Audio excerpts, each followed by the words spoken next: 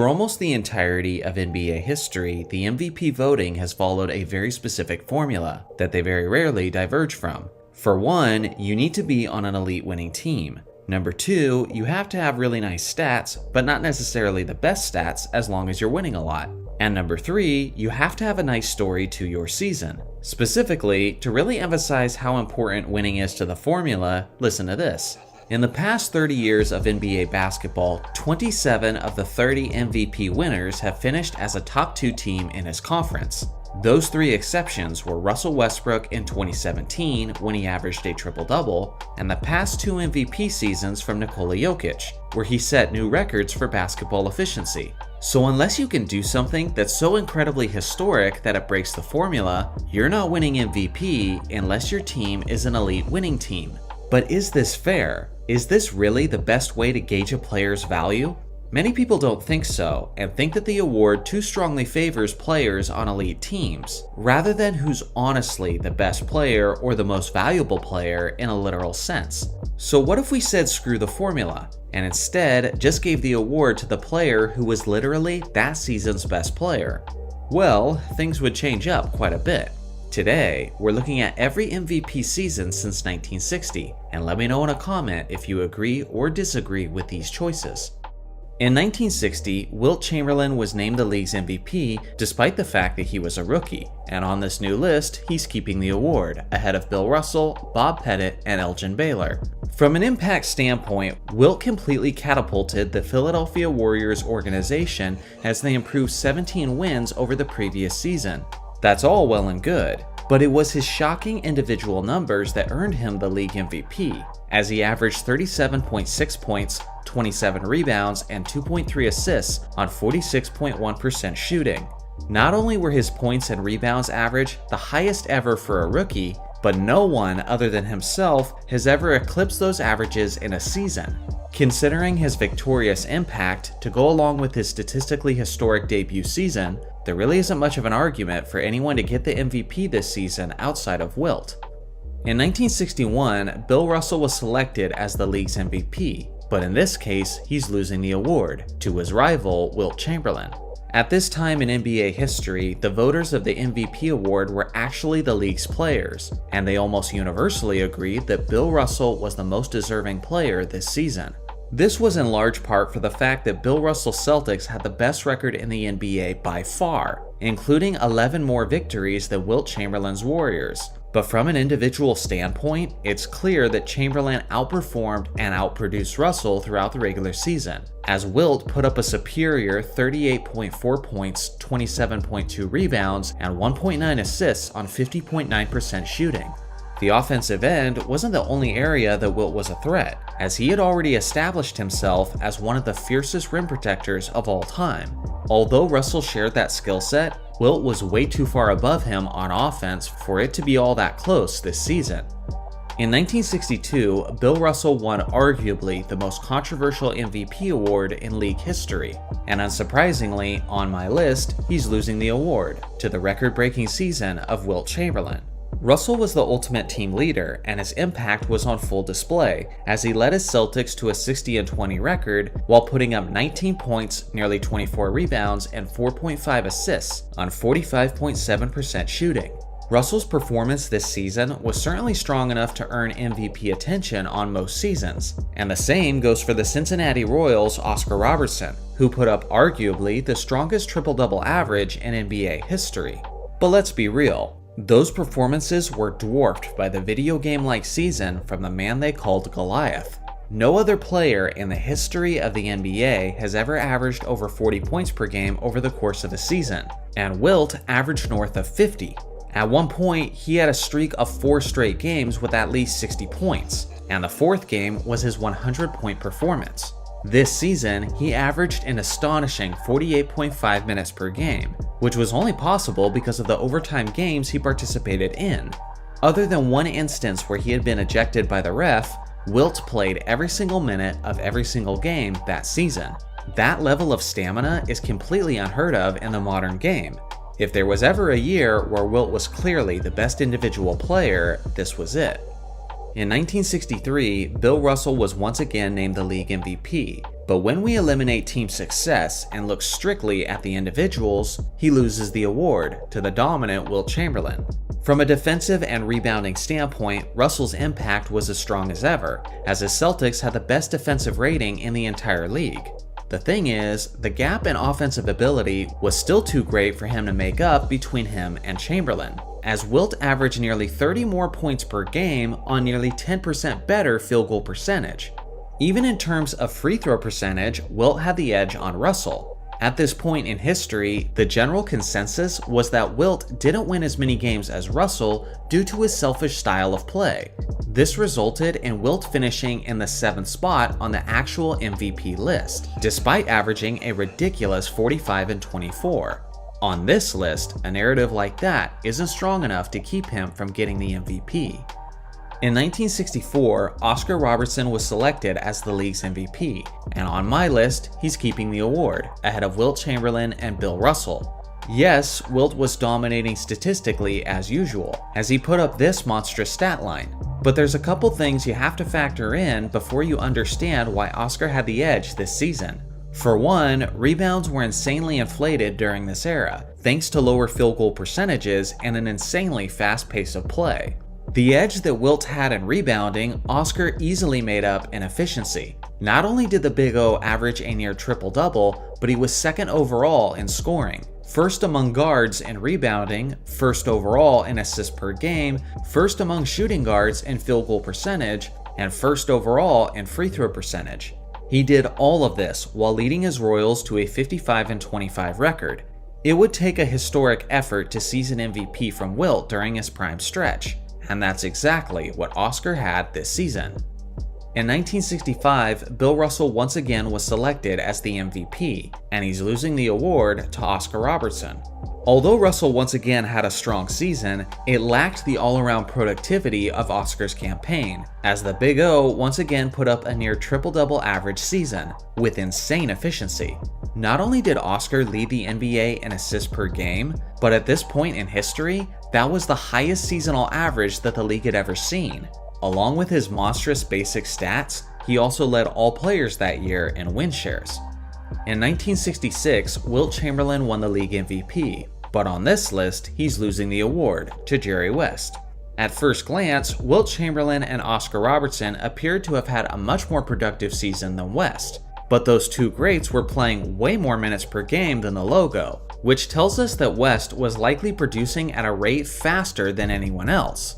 West was also efficient, as he shot 47.3% from the field, which was especially sharp for a perimeter shooting guard in the 1960s, and he also shot a lethal 86% from the free throw line on a tremendous 12.4 attempts per game. For perspective, James Harden has never averaged that many free throw attempts per game over a season. This skill from West especially stood out considering how Wilt was averaging the same amount of free throw attempts, but was making far fewer per game. West isn't winning the award as a one-way player either, as it's widely known by basketball historians that he was one of the all-time great perimeter defensive players, and would have almost certainly been first-team all-defense if that honor had existed at this point in history, as he was a fierce pickpocket, an underrated shot blocker, and one of the best on-ball defenders in the game. In 1967, Wilt Chamberlain won yet another league MVP, and he's keeping the award thanks to an effective change in his game. This was the point in Wilt's career where the selfish narratives were beginning to get on his nerves. So as a way to prove a point, Wilt then became more of a distributor, and immediately found himself among the league leaders in assists per game. A more team-oriented Wilt was more efficient from the field, as he shot a mind-blowing 68.3% on the season. Wilt's unselfish play was the main factor in the 76ers finishing with a 68-13 record, which at the time was the winningest season in NBA history.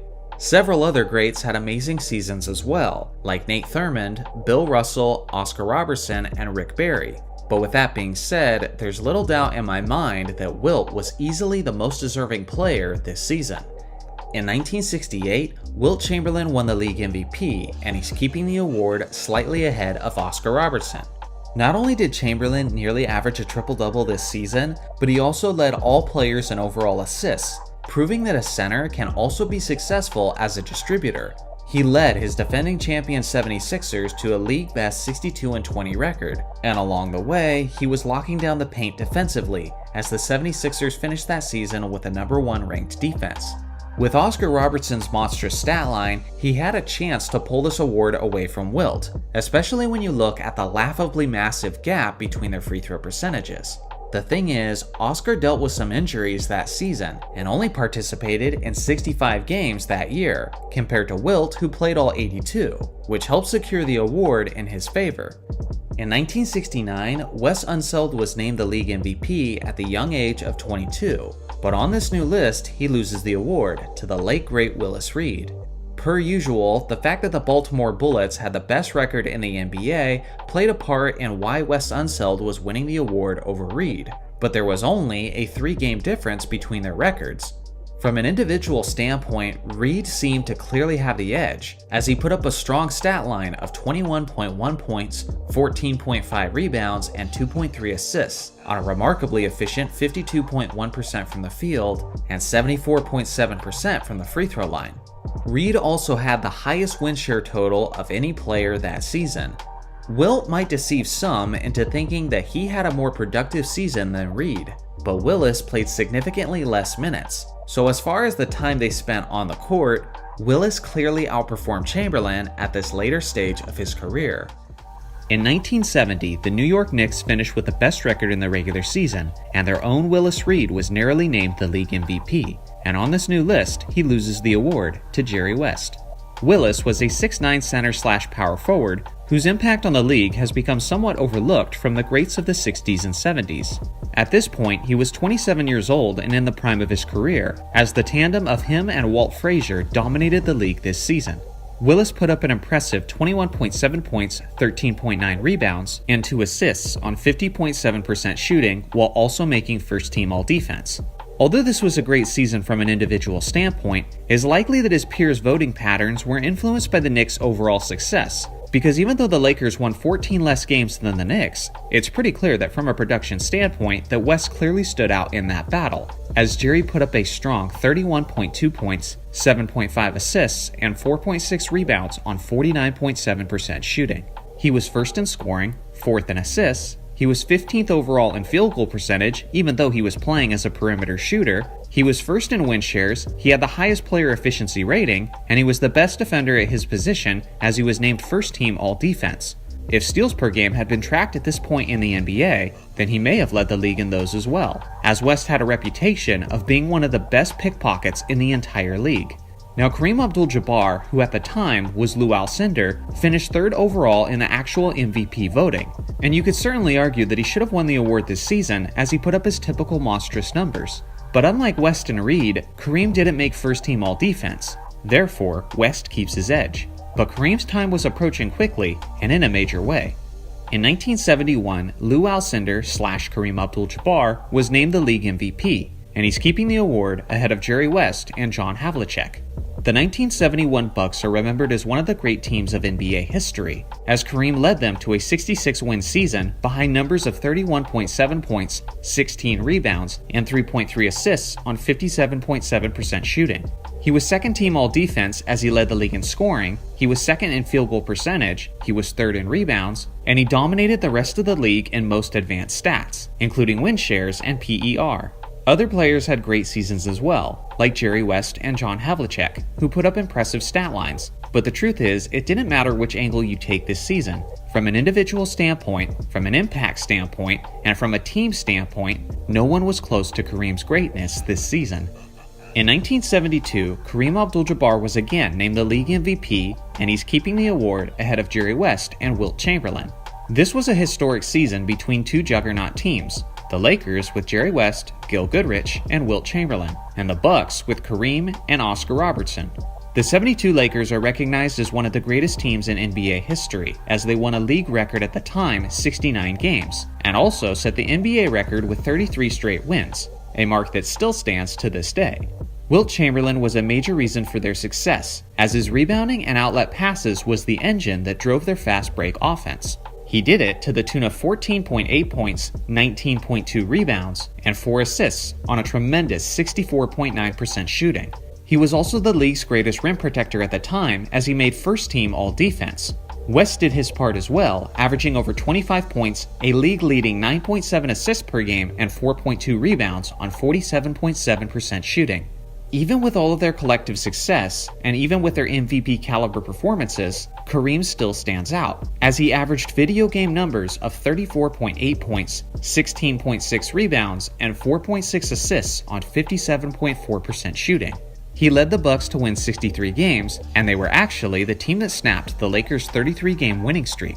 Chamberlain was technically more efficient from the field, but not nearly enough to overlook the fact that Kareem averaged 20 more points. And when you include free throw percentage, the gap becomes very marginal, as they had nearly the same true shooting percentage. All that goes to say is that despite the Lakers getting the last laugh, Kareem clearly deserved the award this year. In 1973, Dave Cowens won the MVP, but he's losing the award once again to Kareem Abdul-Jabbar. Now, even though the players were the ones doing the voting at this point, they had a lot of the same voting tendencies as the media members do today, and that's to often reward the MVP to the best player from the best team.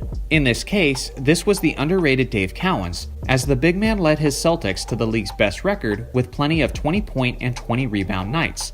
As good as Cowens was, Kareem was 5 inches taller, more skilled offensively, and just a greater overall athlete. And individually, he absolutely destroyed Cowens from a production standpoint, as Kareem put up 30, 16, and 5 on 55% shooting.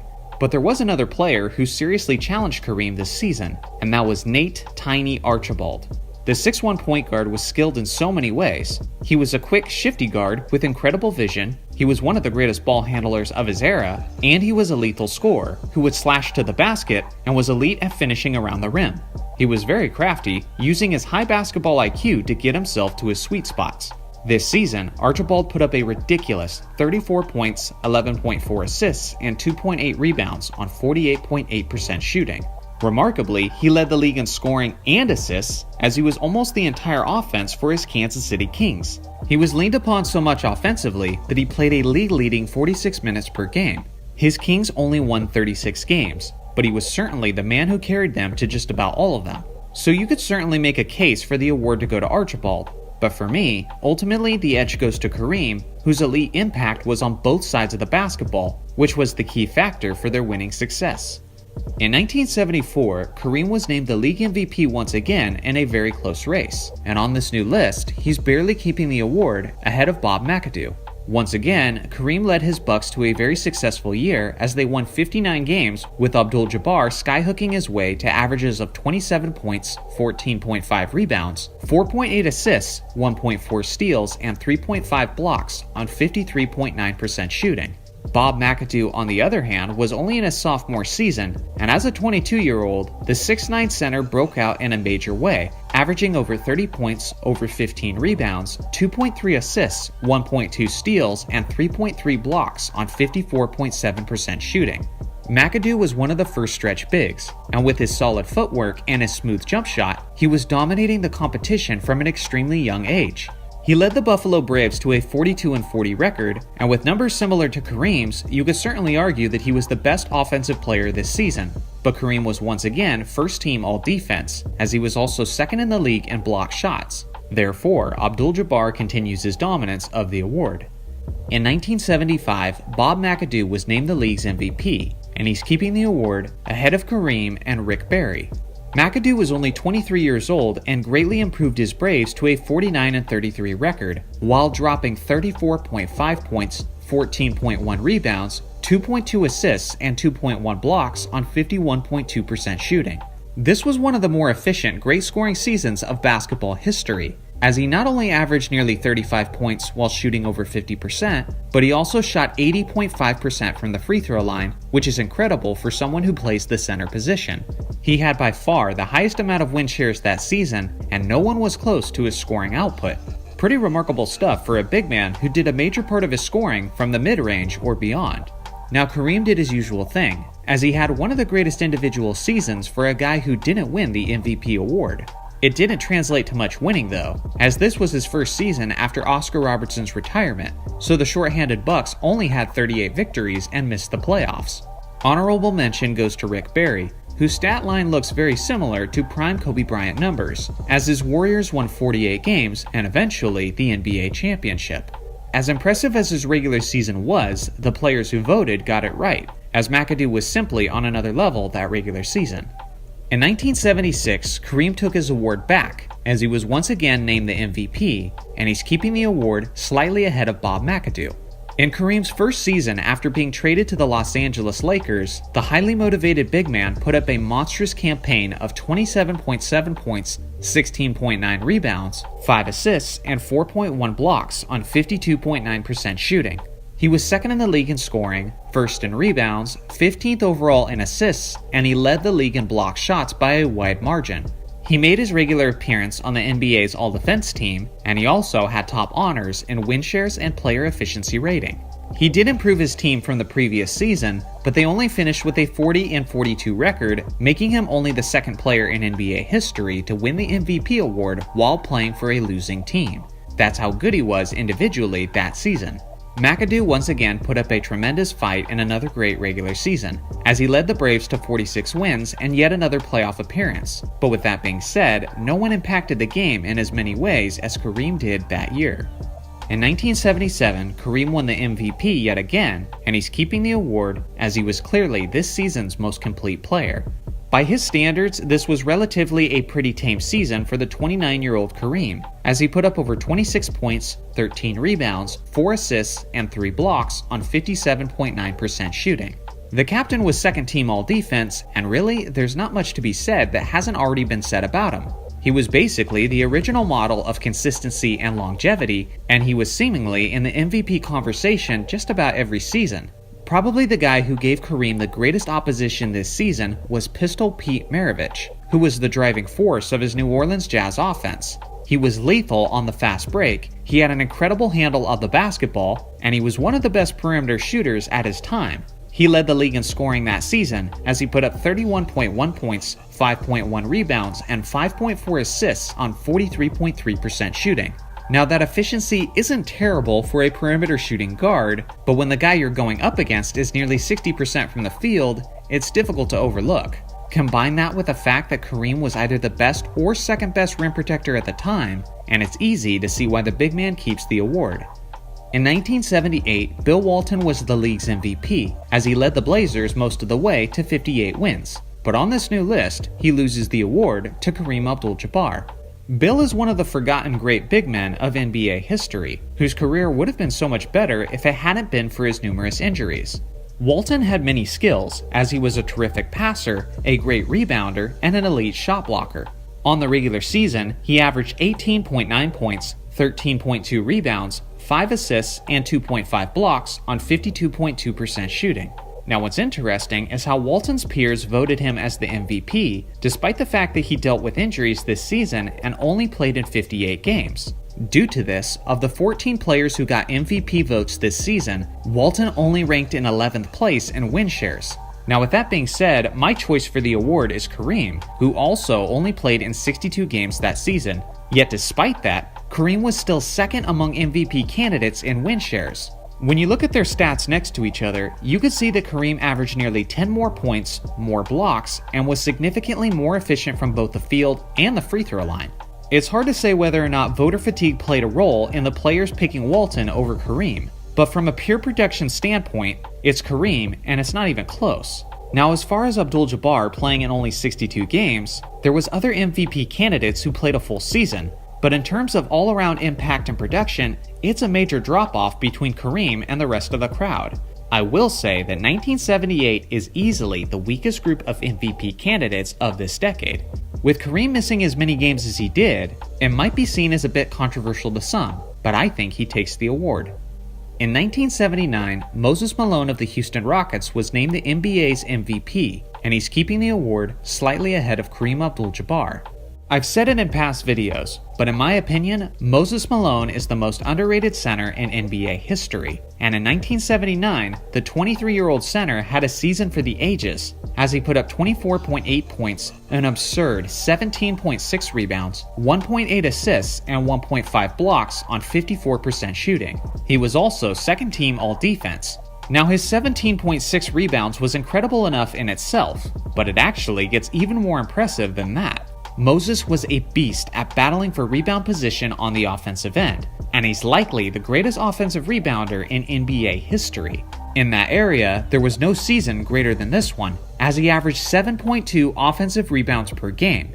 That's the highest recorded average for a season of all time, and from an impact standpoint, that is a ton of second chance opportunities to give your team on a nightly basis. Kareem had yet another MVP-worthy season as he was just entering his early 30s. But when you consider all the different variables and the way Moses dominated the boards on a historic level, I think he overwhelmingly deserves it this season. In 1980, Kareem Abdul-Jabbar won the MVP award, and he's keeping the award ahead of the likes of Julius Erving and George Gervin. The captain led the Lakers to a 62-20 record, which was the best record in the entire league. But this wasn't just a case of giving the award to the best player on the best team, but a 33-year-old Kareem was still legitimately the league's best overall player. This was far from his prime years, but Kareem still controlled the game in many ways, as he averaged 24.8 points, 10.8 rebounds, 4.5 assists, and 3.4 blocks on a remarkable 60.4% shooting. His 3.4 blocks led the league that season, as his elite rim protection earned him a first-team All-Defense appearance, and if the Defensive Player of the Year award had existed at that point, he may have won that award as well. Now it's worth noting that George the Iceman Gervin finished third in the actual MVP voting with averages of 33.1 points, 5.2 rebounds, 2.6 assists, and 1.4 steals on 52.8% shooting. Despite efficiently leading the league in scoring as a shooting guard, he didn't get more MVP consideration since his Spurs finished with only a 41-41 record. Although I think this season deserves some attention, the Iceman was known primarily as a one-sided player who was without question one of the greatest scorers of all time, but was far from an elite defensive player. So ultimately, I have to give the edge to Kareem, who didn't have a weak spot in his game on either side of the court. In 1981, Julius Erving was the league MVP winner, and now he loses the award to Kareem Abdul-Jabbar. This was one of the closest MVP races in NBA history between Julius Erving and Larry Bird, as both stars led their teams to 62-win seasons, and both small forwards put up really nice numbers as well, but the player who dominated on both ends was once again the captain, Kareem Abdul-Jabbar, who put up averages of 26.2 points, 10.3 rebounds, 3.4 assists, and 2.9 blocks on 57.4% shooting. Despite being 34 years old, Kareem was still the most overall dominant player in the league, as he was the best defender at his position, making first-team All-Defense. He also led the league in win shares and in player efficiency rating. If playoffs were included in the formula, then Bird's championship run likely earns him the title of best player. But since it's just the regular season, Kareem takes a strong grasp on this one.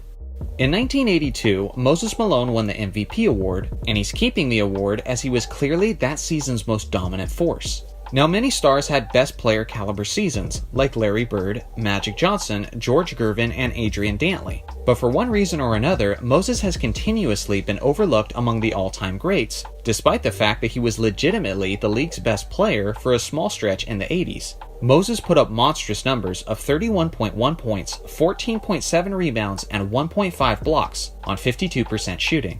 Despite his Rockets only winning 46 games this season, Moses still ran away with the award because he was the clear catalyst for every bit of success that team had. To give you an idea of how impressive his 31 points and 14 rebounds were, in the 38 seasons since this year, no one has ever eclipsed both of those averages in a season.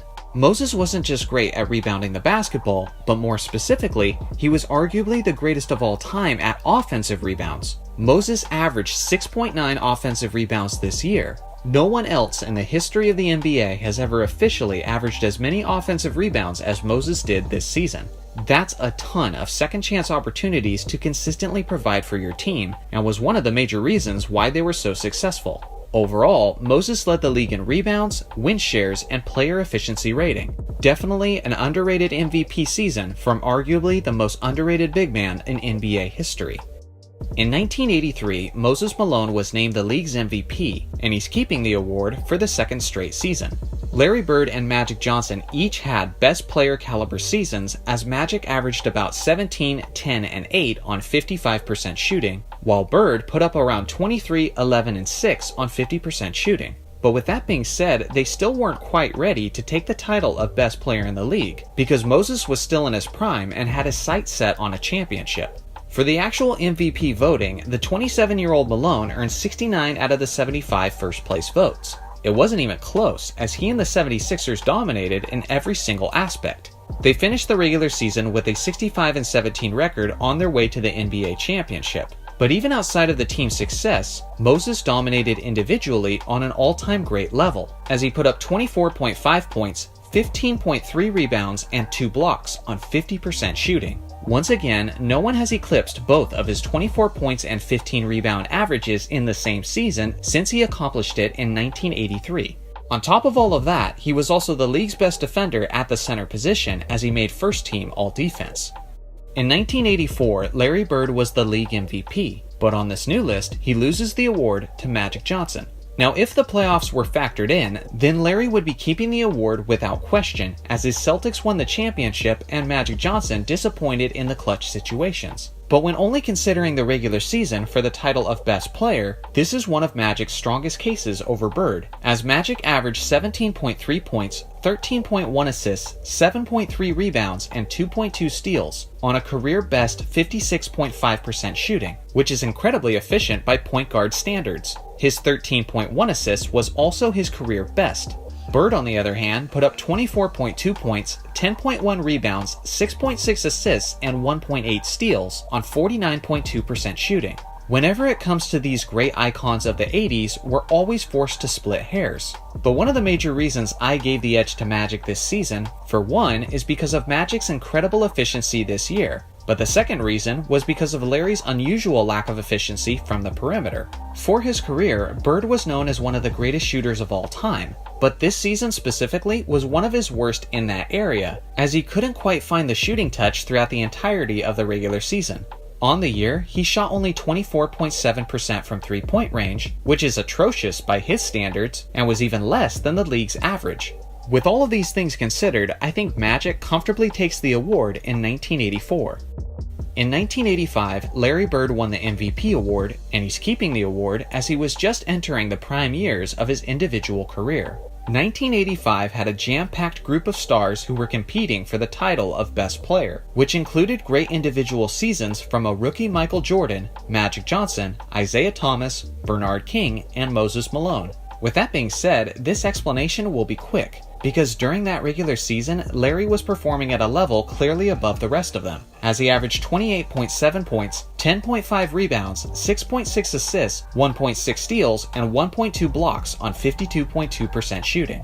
There wasn't an area in his game where he was lacking. Larry also looked more like himself from the perimeter this season, as he shot a lethal 42.7% from three-point range and 88.2% from the free throw line. Whether it was his traditional stats, the eye test, or advanced analytics, Larry stood out among the crowd as he led the league in win shares, player efficiency rating, and plus-minus. In 1986, Larry Bird won his third actual MVP award, and on this new list, he's keeping the award. When we look at the legends of the 1980s, it can be easy to just see Bird as one of the stars in the mix. But what many people forget is that from a production standpoint, for a while, he was clearly the best player in the league. He's an underrated defender, as he actually made several all-defense team appearances throughout his career, and offensively, he could do it all. And this year was no exception, as he averaged 25.8 points, 9.8 rebounds, 6.8 assists, and 2 steals on 49.6% shooting. Even the years where Bird didn't have 50-40-90 percentages, he was still very close to doing so, as he shot 42.3% from three-point range and 89.6% from the free throw line this season. Once again, he dominated the analytics as he was first in player efficiency rating, win shares, and plus-minus. Dominique Wilkins' solid season of 30 points and 8 rebound averages definitely deserves some acknowledgement, but he was certainly less efficient than Bird all around, as well as being a much weaker defensive player. Magic also had himself a typical impressive Magic Johnson season, but Bird was simply on another level this year. In 1987, Magic Johnson won the league MVP, but now he loses the award to Michael Jordan. This was by far the most difficult year for me to make my choice, because it was a tight three-man race between three of the greatest players of all time, Magic, Bird, and Jordan. Based on the NBA's actual MVP formula, it was only fitting to give the award to Magic, whose Lakers had by far the best record in the entire league at 65 wins and 17 losses. They also bolstered the best offense in the game, which was orchestrated by Magic himself. But when you take team success out of the equation and simply look at it on an individual level, then things start to get really cloudy this season. Magic averaged 23.9 points, 12.2 assists, 6.3 rebounds, and 1.7 steals on 52% shooting. He was such a unique combination of lethal facilitating and scoring this season. Nobody in the history of the NBA other than Magic Johnson has ever averaged as many points per game while averaging at least 12 assists per game. There's many reasons why people consider this guy the greatest point guard of all time that go way beyond just the championships. Then you have Larry Bird, who put up 28.1 points, 9.2 rebounds, 7.6 assists, and 1.8 steals on 52.5% shooting. Not only was Bird lethal as a legitimate scorer, rebounder, facilitator, and an underrated defender, but he was historically efficient while doing it, as he had his first of 2 straight 50-40-90 seasons, putting up percentages of 52% from the field, 40% from 3, and 91% from the free throw line.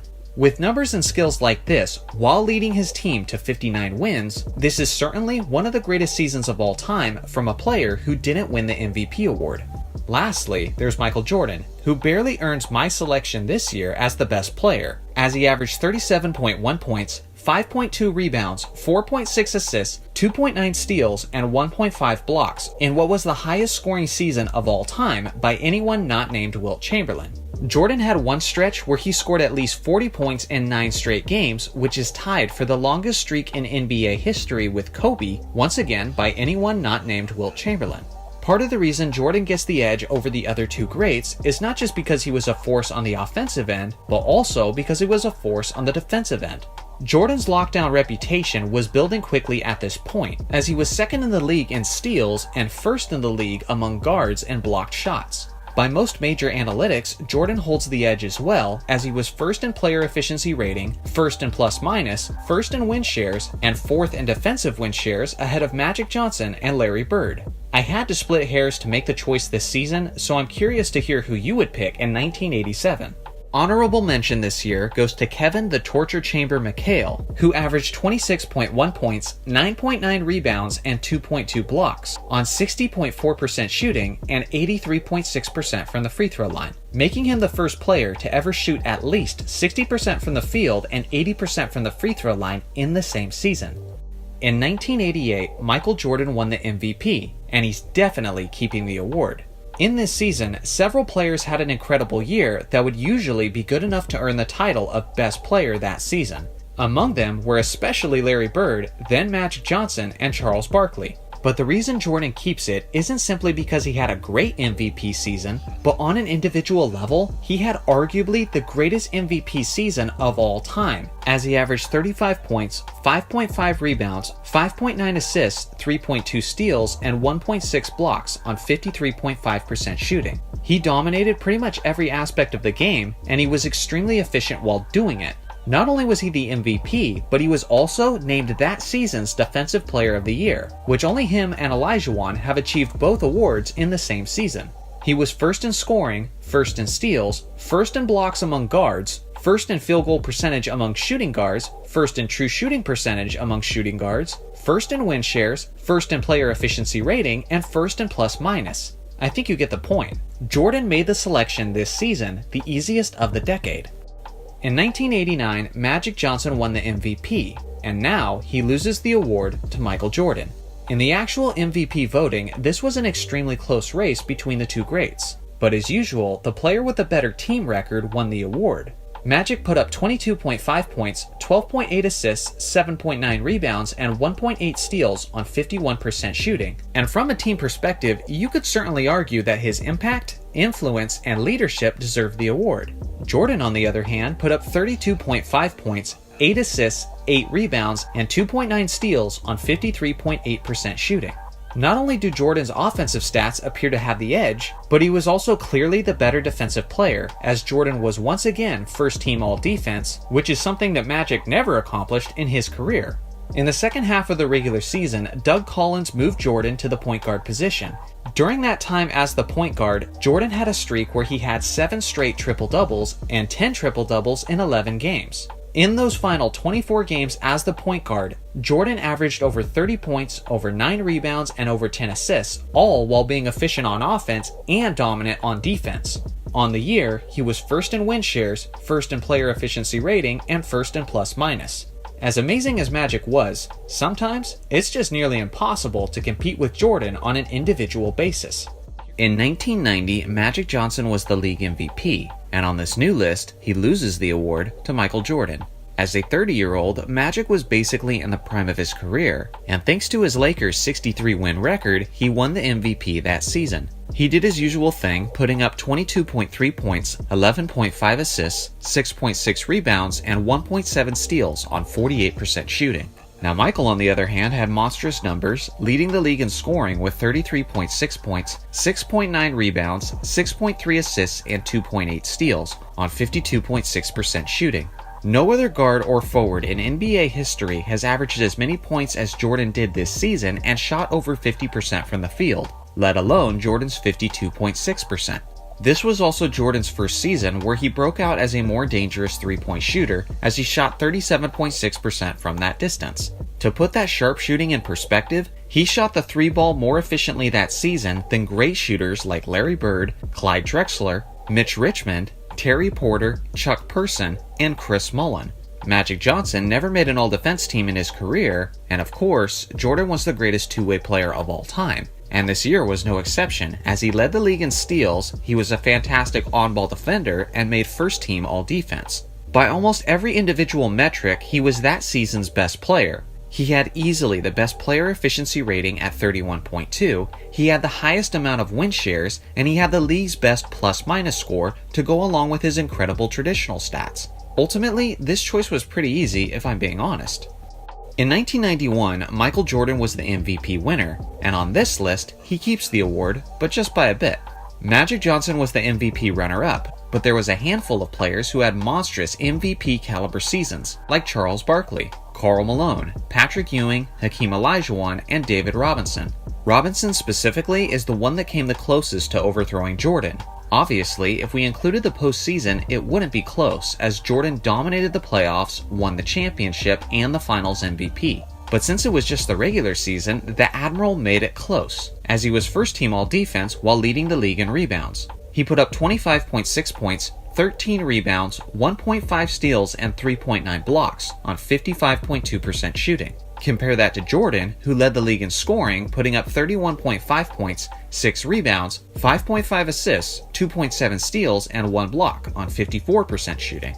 Both guys dominated on each end, they had almost identical true shooting percentages, and Jordan had a significantly better player efficiency rating, so he ever so slightly keeps his edge. If you hate Michael Jordan, you're really not going to like this video because the theme continues for a bit. In 1992, MJ was the MVP winner, and he definitely keeps the award. I'll make this one quick, but he was universally recognized as the league's best player at this point.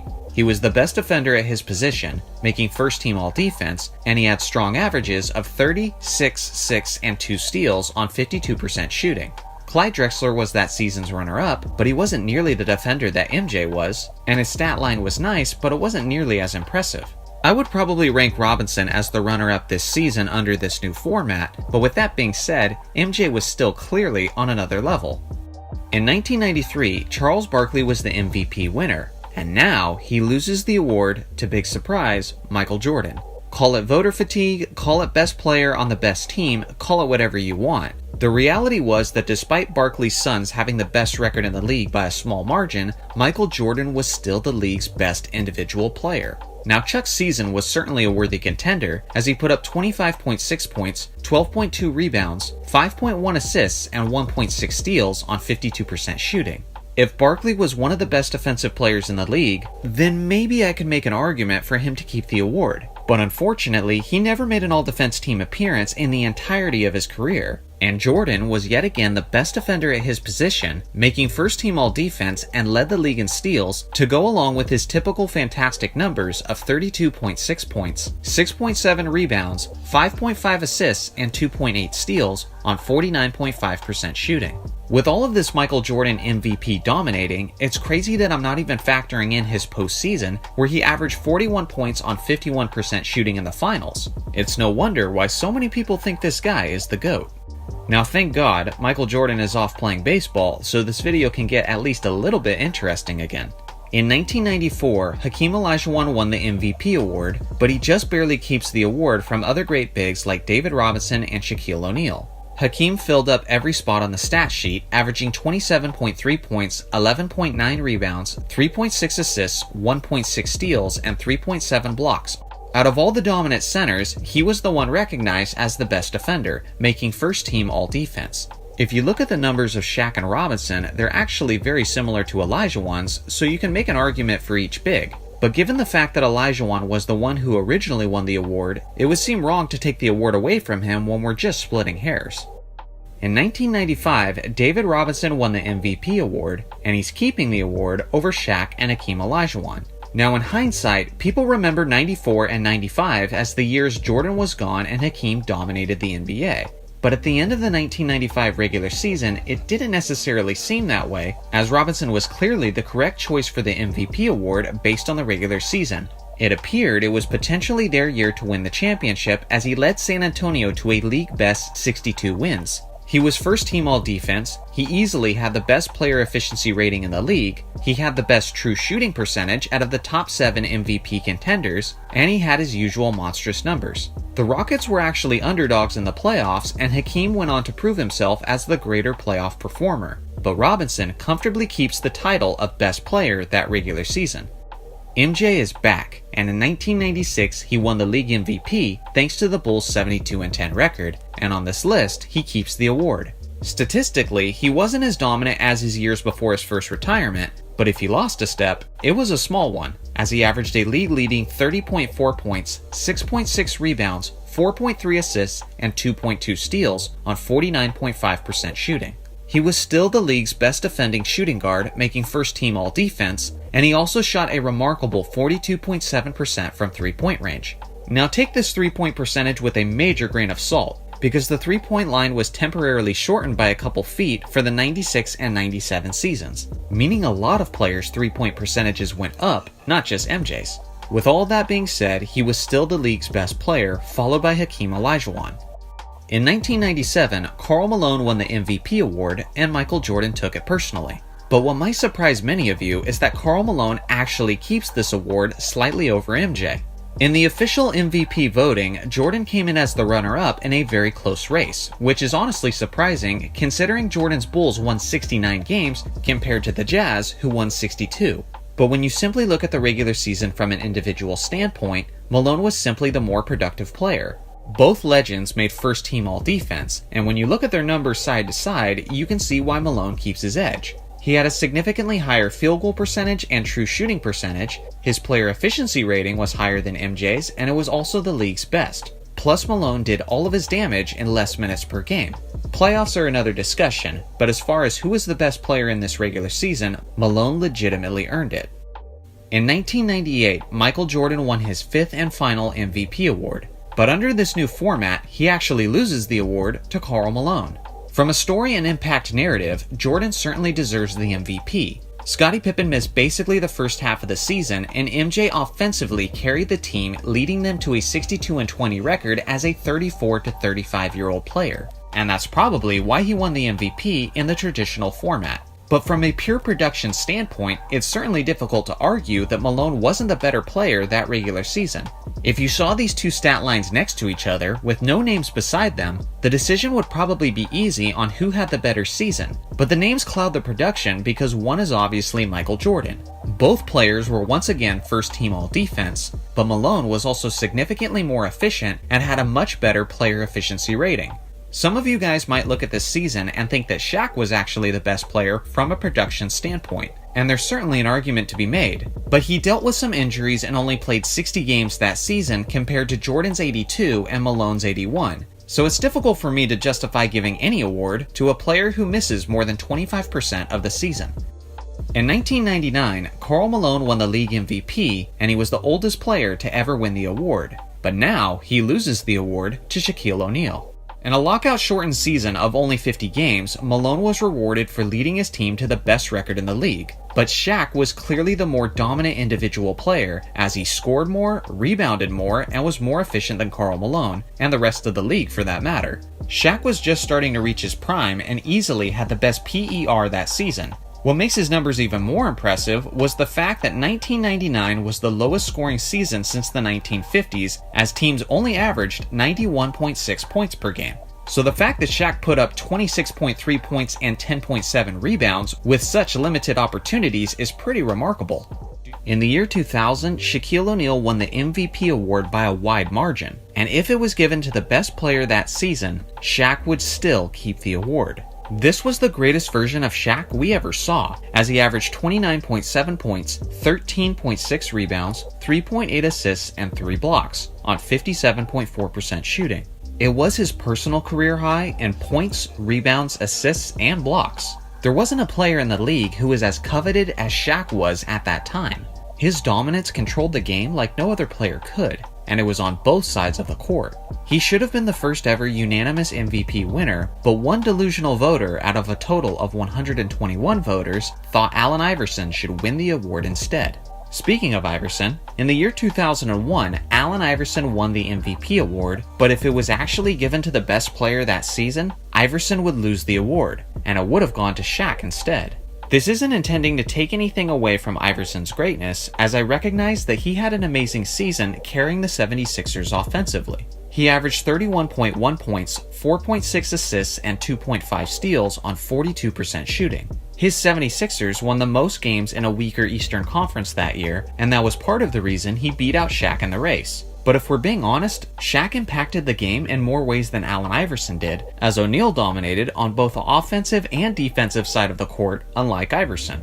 O'Neal's production was just slightly below his near-unanimous MVP season, but it really wasn't that far off, as he averaged 28.7 points, 12.7 rebounds, 3.7 assists, and 2.8 blocks on 57% shooting. Shaq also had a player efficiency rating of 30.2, which is ridiculously high.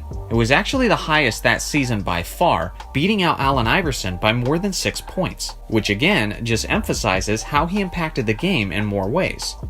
In 2002, Tim Duncan won the League MVP award, and on this new list, he keeps the award, but barely.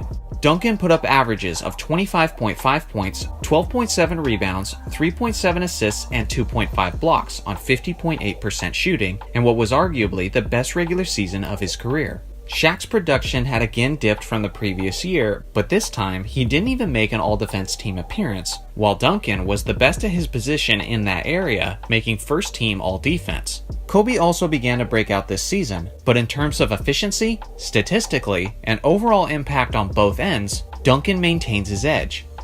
In 2003, Duncan was once again the league MVP winner, but now he barely loses the award to Kobe Bryant.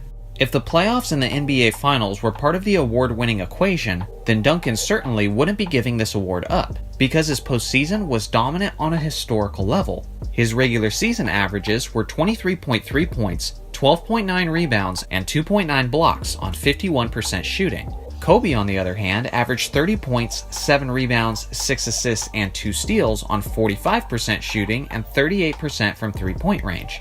Although Duncan has the edge in field goal percentage, Kobe and Duncan had an almost identical true shooting percentage. It's probably the most underrated season of Kobe's career, as he was finally beginning to establish himself as the Lakers' best player. Within this season, Kobe had a night where he set an NBA record with 12 three-pointers made in a game, and he also had a historic streak of 9 straight 40-point games, which, excluding Wilt Chamberlain, is tied for the most consecutive games ever with Michael Jordan. He averaged 40.6 points in the entire month of February and shot 47% from the field and a remarkable 43% from three-point range, and the Lakers won 11-3 in that stretch. He did all of this while locking up guys on the other end of the court. There's certainly an argument to be made for Duncan to keep it, but for me, Kobe was the best player this season. In 2004, Kevin Garnett was the MVP winner, and he's going to keep the award because he was easily the league's best player that season.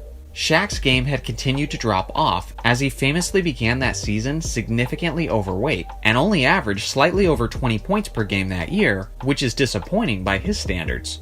Kobe was dealing with a multitude of injuries and was also caught in the middle of the Colorado trials. So although he had an impressive season when all things are considered, he was still producing well below his usual standards. Tim Duncan had a good year, but Kevin Garnett had the best season of his life, as he averaged 24.2 points, 13.9 rebounds, 5 assists, 1.5 steals, and 2.2 blocks on 50% shooting. He led his team in 4 out of the 5 major statistical categories, nearly leading his team in every major category for the second straight season. Essentially, Garnett made this year one of the easiest decisions I had to make for this list. In 2005, Steve Nash won the MVP award, and this time he loses the award to Kevin Garnett. This was a tough season to choose as no one clearly stood out among the crowd, and I could see a solid argument being made for up to 8 different players. Nash was the engine that drove the Suns' incredible offense, but very few people would go as far as saying that he was the league's best player, even if he won the MVP. His player efficiency rating is far lower than just about every other MVP candidate, and Nash was never known to be a good defensive player, which is literally half the game. Shaq had a good bounce-back season with Miami, but clearly wasn't the force he once was defensively. Kobe had arguably his worst season of the 2000s, as he was well below his efficiency standards, and the Lakers were losing a ton, and he did not make an all-defense team appearance that season, which is a rare miss for him. In the actual MVP voting, Garnett finished barely outside of the top 10, but that was in large part because of the team's overall lack of success, winning just 43 games. That wasn't his fault though, as he was once again a statistical monster on both ends, averaging 22.2 points, 13.5 rebounds, 5.7 assists, 1.5 steals, and 1.4 blocks on 50% shooting. In 2006, Nash won his second straight MVP award, but he's losing this one as well, this time to Kobe Bryant. It's not that Nash didn't have a good season, because he did, putting up 18.8 points and 10.5 assists on a 50-40-90 season. It's just that Kobe had individually the best season of his career, as he put up 35.4 points, 5.3 rebounds, 4.5 assists, and 1.8 steals on 45% shooting. In this season, he also made first team all-defense, making this year the highest scoring season by a player to ever officially make first team all-defense. He also had his iconic performances of 62 3/4 and 81 points against the Raptors just a month later. The Suns finishing as the number 2 seed and the Lakers finishing as the number 7 seed was the major difference in the actual MVP voting, but at the time, Kobe was clearly the better overall player. In 2007, Dirk Nowitzki won the MVP award, but he loses this one to a prime Kobe Bryant. Dirk had a fantastic season with averages of 24.6 points and 9 rebounds on 50-40-90 percentages, and his Mavericks won 67 games, which often means the best player on that team wins the MVP award. I'm starting to sound a bit repetitive at this point, but it's something I can't ignore, and that's the defensive end.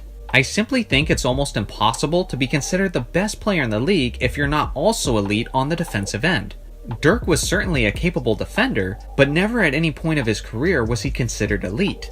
Kobe, on the other hand, was once again first team all-defense to go along with his averages of 31.6 points, 5.7 rebounds, 5.4 assists, and 1.4 steals on 46% shooting. In 2008, Kobe won his first actual MVP award, but on this new list, he actually loses the award to Chris Paul. Now hear me out. This was a very heated MVP race, and once again, if the postseason was included, we would have a different story and Kobe would keep his award. But since it's just the regular season, I'm completely confident in saying that Chris Paul was the best player this season. CP3 has been in the league for so long now that a lot of people don't know how good he was in his prime. And Chris was one of those rare cases where the prime of his career was actually in his early 20s. New Orleans CP3 was just on a separate level from his Clippers and Rockets days. Sure, Kobe had averages of 28, 6, and 5 on 46% shooting while being elite defensively, but Paul also made first team all-defense that season, putting up averages of 21.1 points, 11.6 assists, 4 rebounds, and 2.7 steals on 49% shooting. The 22-year-old led the league in assists and steals and was the best defender at his position. He simply dominated in more ways than Kobe did, which is reflected in his significantly higher player efficiency rating that season. In 2009, LeBron James won his first MVP award, and in this new format, he keeps the award, but barely. LeBron led his Cavs to 66 wins, but even outside of the team accomplishments, he just had a fantastic year on an individual level, averaging 28.4 points, 7.6 rebounds, 7.2 assists, 1.2 steals, and 1.1 blocks on 49% shooting. This was also his first season making the NBA's All-Defense team. Kobe had a great season as well and went on to win the NBA championship.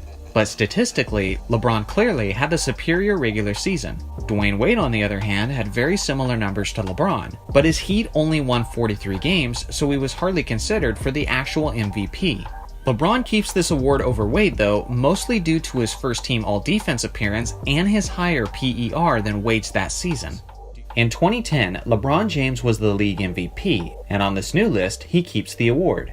The actual MVP voting wasn't even close this season, as LeBron led a Cavs team that was devoid of superstar support to a league-best 61 wins. But even if we disregard team success and evaluate LeBron's season on an individual level, he still runs away with the award, as he averaged 29.7 points, 8.6 assists, 7.3 rebounds, and 1.6 steals on 50.3% shooting. On top of all of these nice offensive numbers, James also established himself as one of the NBA's best defensive players, as he made first-team All-Defense for the second straight season. Kobe obviously had a really nice season as well, as he went on to win his second straight title, but his regular season numbers were actually pretty tame compared to LeBron's, and if the Mamba was the MVP of anything that year, it was definitely the playoffs. A 21-year-old Kevin Durant also had a monstrous season offensively, but the skinny star hadn't quite made a name for himself yet on the defensive end, so in that case, LeBron maintains his firm grasp on the award. In 2011, Derrick Rose was the MVP, becoming the youngest player in NBA history to ever win the award. As awesome as that year was, on this list he loses the MVP to LeBron James. The 2011 MVP race is one of the most interesting debates of basketball history. Derrick Rose indeed had a spectacular season with averages of 25 points, 7.7 assists, and 4.1 rebounds on 44.5% shooting as he led the Bulls to the best record in the league. But LeBron had even greater numbers with arguably his best season on the defensive end, once again making first-team All-Defense. It was a weird season for the King, as it was his first season in Miami alongside of two other legitimate superstars, which may have affected how the voters placed their votes. But if we're looking at it objectively, LeBron was clearly the more productive player in terms of efficiency, defensively, and in advanced analytics. Obviously, this season for LeBron is remembered most famously for his disappointing performance in the NBA Finals, but only the regular season is being factored in here, so his award is safe. Honorable mention goes to Dwight Howard, who won his third straight Defensive Player of the Year. But even Dwight at his best isn't quite on the same level as LeBron in any of his years with the Heat. In 2012, LeBron James won the MVP in a lockout-shortened season, and he's keeping the award once again. This one will be quick, because James was easily the most dominant player this season as he averaged 27.1 points, 7.9 rebounds, 6.2 assists, and 1.9 steals on 53.1% shooting. Kevin Durant had a good season as well, putting up 28, 8, and 3 on just under 50% shooting. But despite those nice numbers, it really wasn't even close, because unlike Durant, LeBron was first-team All-Defense once again. He easily had the highest player efficiency rating that season, he led the league in win shares, and he also had the league's best plus-minus. We're not even factoring in how he dominated the playoffs, won the championship, and the Finals MVP. No matter what formula you use to decide the MVP winner, LeBron comes out on top in 2012. In 2013, LeBron James won the MVP award yet again, and he's keeping the award because this is arguably the best season of his career and one of the greatest seasons in NBA history. Kevin Durant had a monstrous season, averaging 28, 8, and 5 on 51% shooting and 41% from three-point range. Kobe also had an epic year and what was his last MVP caliber season of his career, which ended in the famous Achilles tear. Despite those valiant efforts, there was absolutely nothing LeBron didn't do this year, as he led the Heat to 66 wins and their legendary 27-game winning streak. By nature of this new MVP formula, I'm not allowed to count LeBron's team success to his best player case, but he doesn't need it. He averaged 26.8 points, 8 rebounds, 7.3 assists, and 1.7 steals on an absurd 56.5% shooting and 40.6% from three-point range. He was an absolute force on the defensive end, swatting shots, locking down the opposing star, and not only did he make first team all-defense, but he actually finished as a close second in the Defensive Player of the Year voting. He easily led the league in PER, win shares, and plus-minus, and had an unbelievable 64% true shooting percentage. From top to bottom, all around, on every spot of the court, from beginning of the season to its very end, LeBron had a year for the record books. In 2014, Kevin Durant won the MVP award, and he's actually keeping the award just slightly ahead of LeBron. It's possible that Oklahoma City's 59 wins compared to Miami's 54 wins was the swaying factor in the actual MVP voting. Maybe even voter fatigue played a factor against LeBron, but even outside of that, I still give the edge to Durant in what was basically just a heated two-man race. LeBron put up 27.1 points, 6.9 rebounds, 6.3 assists, and 1.6 steals on a tremendous 56.7% shooting. It was going to take something pretty incredible to stop this streak that LeBron had going, and that's just what KD did, as he put up 32 points, 7.4 rebounds, 5.5 assists, and 1.3 steals on 50.3% shooting. He was lethal from everywhere on the floor, as he not only comfortably led the league in scoring this year, but he nearly had a 50-40-90 season while doing it. If he had pulled off the 50-40-90 feat, it would have been the highest scoring 50-40-90 season in all of NBA history. The major advanced stats are almost entirely in his favor as well, as he led the league in player efficiency rating, win shares, and plus-minus. If there was ever a time where KD was the best player in the league, in my humble opinion, this was it. In 2015, Steph Curry won his first MVP award, and now he loses the award to Anthony Davis. You must be asking, Anthony Davis? Yep. But let me start by explaining that this is easily the weakest group of MVP candidates in this decade. Steph won the award in large part due to his Warriors having a league-best 67 wins, and his three-point shooting was pioneering its way to the next era of basketball. But he certainly wasn't an elite defensive player, and when you take a look at the numbers, they're kind of tame compared to the usual MVP standards. LeBron James had a solid regular season, but it was also a significant drop-off from his Miami production, as he was now shooting below 50% from the field, and this was the first year where we could visibly notice that LeBron's on-ball defense had substantially gotten worse. James Harden and Russell Westbrook had solid seasons too, but the edge remains with a 21-year-old Anthony Davis. He didn't place higher in the actual MVP voting because his Pelicans only won 45 games. But that wasn't his fault, as he had the least star power supporting him out of all the other serious MVP candidates. Davis put up averages of 24.4 points, 10.2 rebounds, 1.5 steals, and 2.9 blocks on 53.5% shooting. AD was also an elite rim protector as he comfortably led the league in blocks this season. Out of the top 5 MVP finalists, he was the only one to make an all-defense team appearance, as he finished 4th overall in the Defensive Player of the Year voting. Throw in the fact that he was lethal from the free throw line as a big man, and he also had the league's best player efficiency rating, and that's enough to get my vote this season. In 2016, Steph Curry became the first ever unanimous MVP winner, and on this new list, he keeps the award. I believe this is the first winner I've picked in the series where I'm able to overlook the fact that he's not elite defensively. Other players had pretty good 2016 campaigns, but it's basically pointless to talk about anyone other than Curry because of how far and wide he separated himself from the rest of the competition. Everyone remembers the Warriors went 73-9 to break the Bulls' all-time record, but he doesn't even need that working in his favor to stand out. He absolutely shattered the NBA record for three-pointers made in a season with 402. At the time, no one else had even made over 300 in a season. On top of that, he shot 45.4% from three-point range. To make that many three-pointers on that percentage over the course of a season is something that seemed basically unhuman up to that point. He led the league in scoring and steals as he averaged 30.1 points, 6.7 assists, 5.4 rebounds, and 2.1 steals on 50.4% shooting. It was his first 50-40-90 season and is still the highest scoring 50-40-90 season of all time. Furthermore, he led the league in free throw percentage, true shooting percentage, player efficiency rating, win shares, and plus-minus. Dare I say, I think we as a basketball community have already started to lose track of how incredible Steph Curry was during the 2016 regular season. In 2017, Russell Westbrook won the MVP in a season where he averaged a triple-double, and on this new list, he's keeping the award, slightly ahead of James Harden and LeBron James. Westbrook dominated offensively for the Thunder and carried the team to the playoffs in their first season without Kevin Durant. Westbrook's 2017 campaign still has the highest usage rate of any season in NBA history.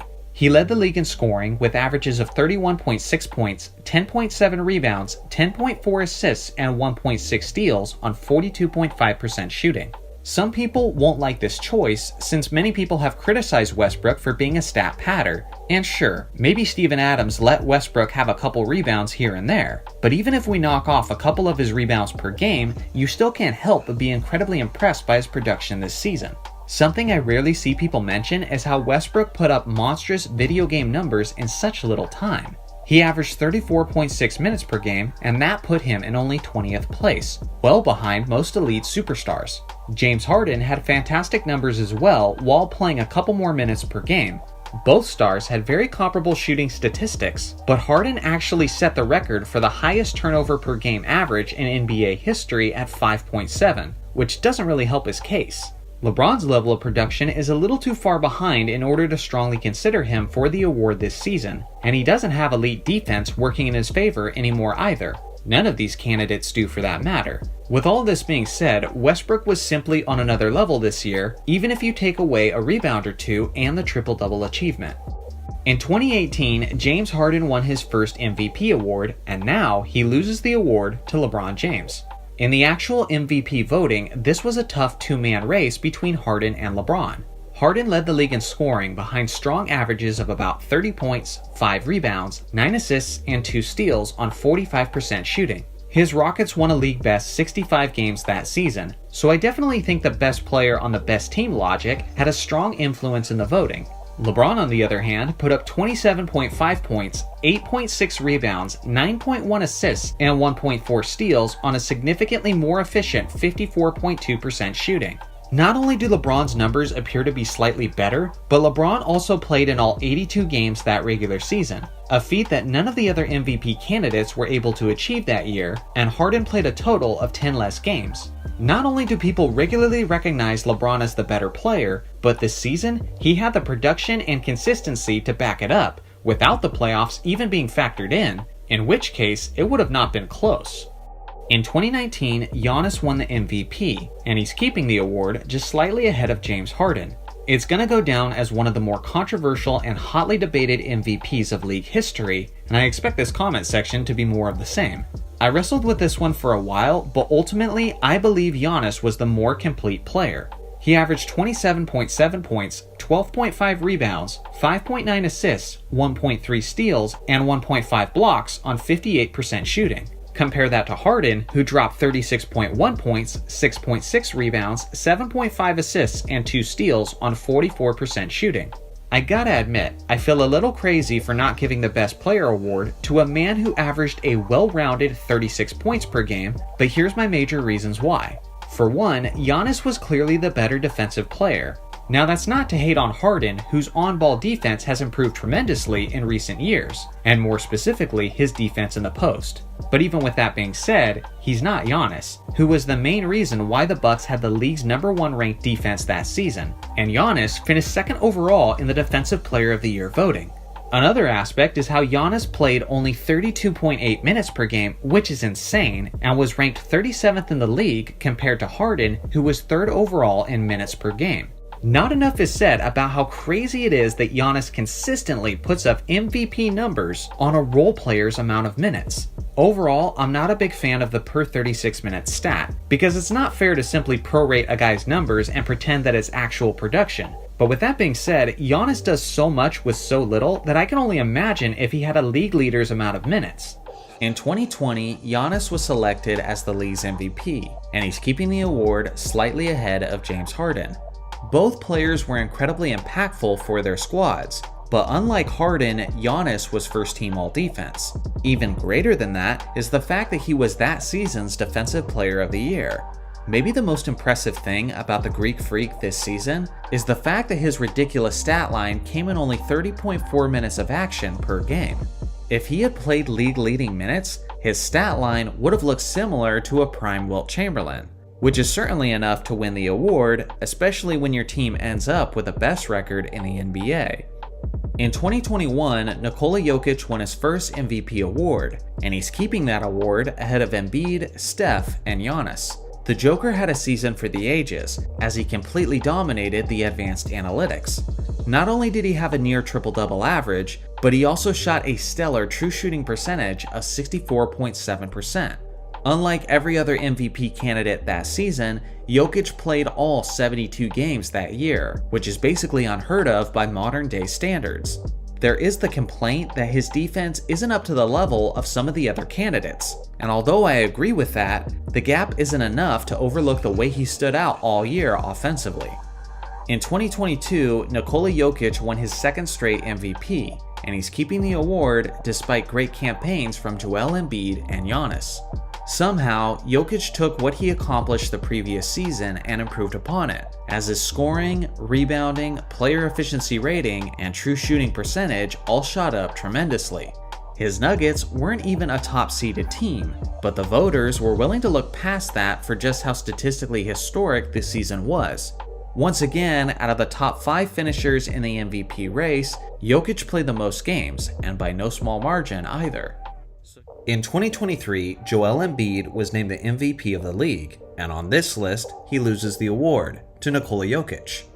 I'm sure we're all very familiar with this situation, as this MVP is now often remembered as one of the most controversial races in NBA history.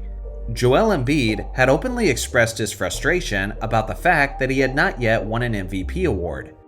Along with that, Embiid was also receiving a massive push from the mainstream media, even going as far as suggesting that race was a determining factor if Embiid wasn't given the award. Ultimately, the voters went along with the momentum, as they gave him the award with the majority of the first place votes. To his credit, Embiid did have a monstrous season, as he averaged 33.1 points, 10.2 rebounds, 4.2 assists, and 1.7 blocks on 54.8% shooting.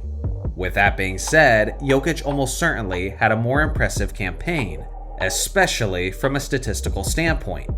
On the year, the Joker averaged 24.5 points, 11.8 rebounds, 9.8 assists, and 1.3 steals, on an insanely efficient 63.2% from the field. In the history of the NBA, no other player has ever averaged that many points while being that efficient from the field. Beyond the basic stats, Jokic dominated Embiid in advanced stats as well, as the Joker led the entire league in true shooting percentage at an astonishing 70.1%. He was also first in the league in player efficiency rating, win shares, value over replacement player, box plus minus, offensive plus minus, and defensive plus minus. Then you consider the fact that Jokic played more games and did his damage in less minutes per game, and yeah, this race shouldn't have even been close in favor of the Joker. In 2024, Nikola Jokic won yet another MVP award, and on this list, he's keeping the award barely ahead of Luka Doncic. The Joker's dominance continues, although I was even starting to feel like voter fatigue was affecting me at this point. But when you're looking at this list with an honest and production-based viewpoint, it's basically impossible not to give the Joker the award yet again. Luka Doncic definitely put up the strongest competition for the honor, as he put up jaw-dropping averages of 33.9 points, 9.2 rebounds, 9.8 assists, and 1.4 steals on 48.7% shooting. Jokic, on the other hand, put up 26.4 points, 12.4 rebounds, 9 assists, and 1.4 steals on a stellar 58.3% shooting from the field. Looking at simply the basic stats, it might seem like a toss-up between these two stars. But when you look at the advanced analytics, Jokic absolutely crushes the competition, as he was first in win shares, first in plus minus, first in PER, and first in VORP. He was even second in the league in defensive win shares and first overall in defensive plus minus. which are both way ahead of Luka that season as well. As if that all wasn't enough, Jokic also played 9 more games that season than Doncic, at an impressive total of 79, which is nearly unheard of for superstar players in this era. In 2025, Shai Gilgeous-Alexander ran away with the MVP, as he secured 71 first-place votes. But to the surprise of absolutely no one watching this video, he loses the award yet again to Nikola Jokic.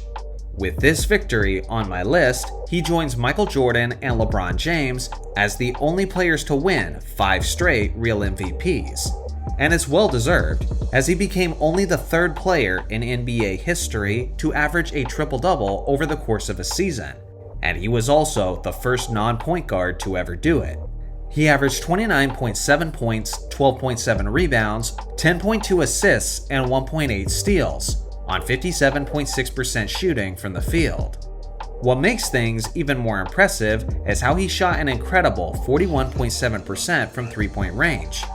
And that wasn't even a small sample size either, as he attempted 4.7 three-point attempts per game. Of course, he also dominated the majority of advanced stats, which was basically his routine at this point of his career. It was a campaign impressive enough to have people questioning throughout the year if it was the greatest offensive season in NBA history. Now, SGA was obviously fantastic as well, as he averaged nearly 33 points, 6.5 assists, and 4 rebounds, while being deadly from the field and from the free throw line. The thing is, beyond the voter fatigue aspect for Jokic, one of the major swaying factors in favor of SGA was the fact that his Thunder won a franchise record 68 regular season games and was the first seed in the Western Conference. But when you put that aside, as this series does, and look at exclusively the individual performances, it's really hard not to give the nod to Jokic yet again.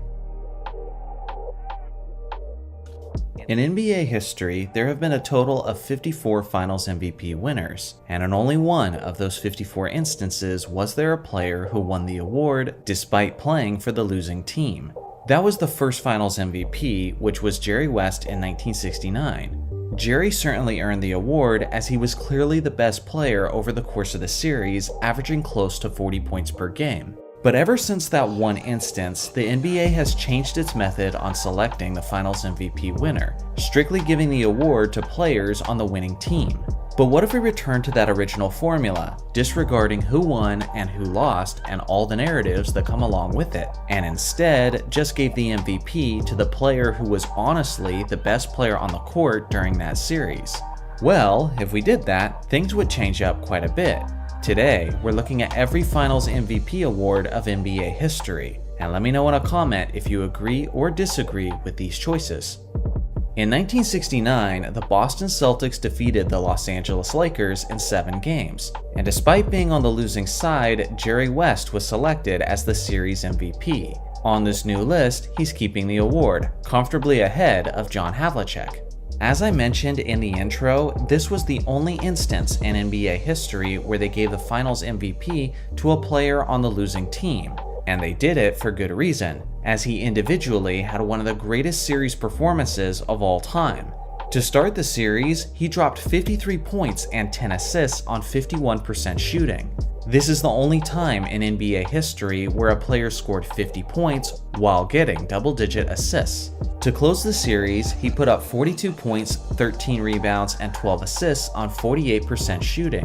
This game and Jimmy Butler's game in 2020 are the only 2 instances where a player got a 40-point triple-double in the NBA Finals. On the series as a whole, he averaged a stunning 37.9 points, 7.4 assists, and 4.7 rebounds on 49% shooting.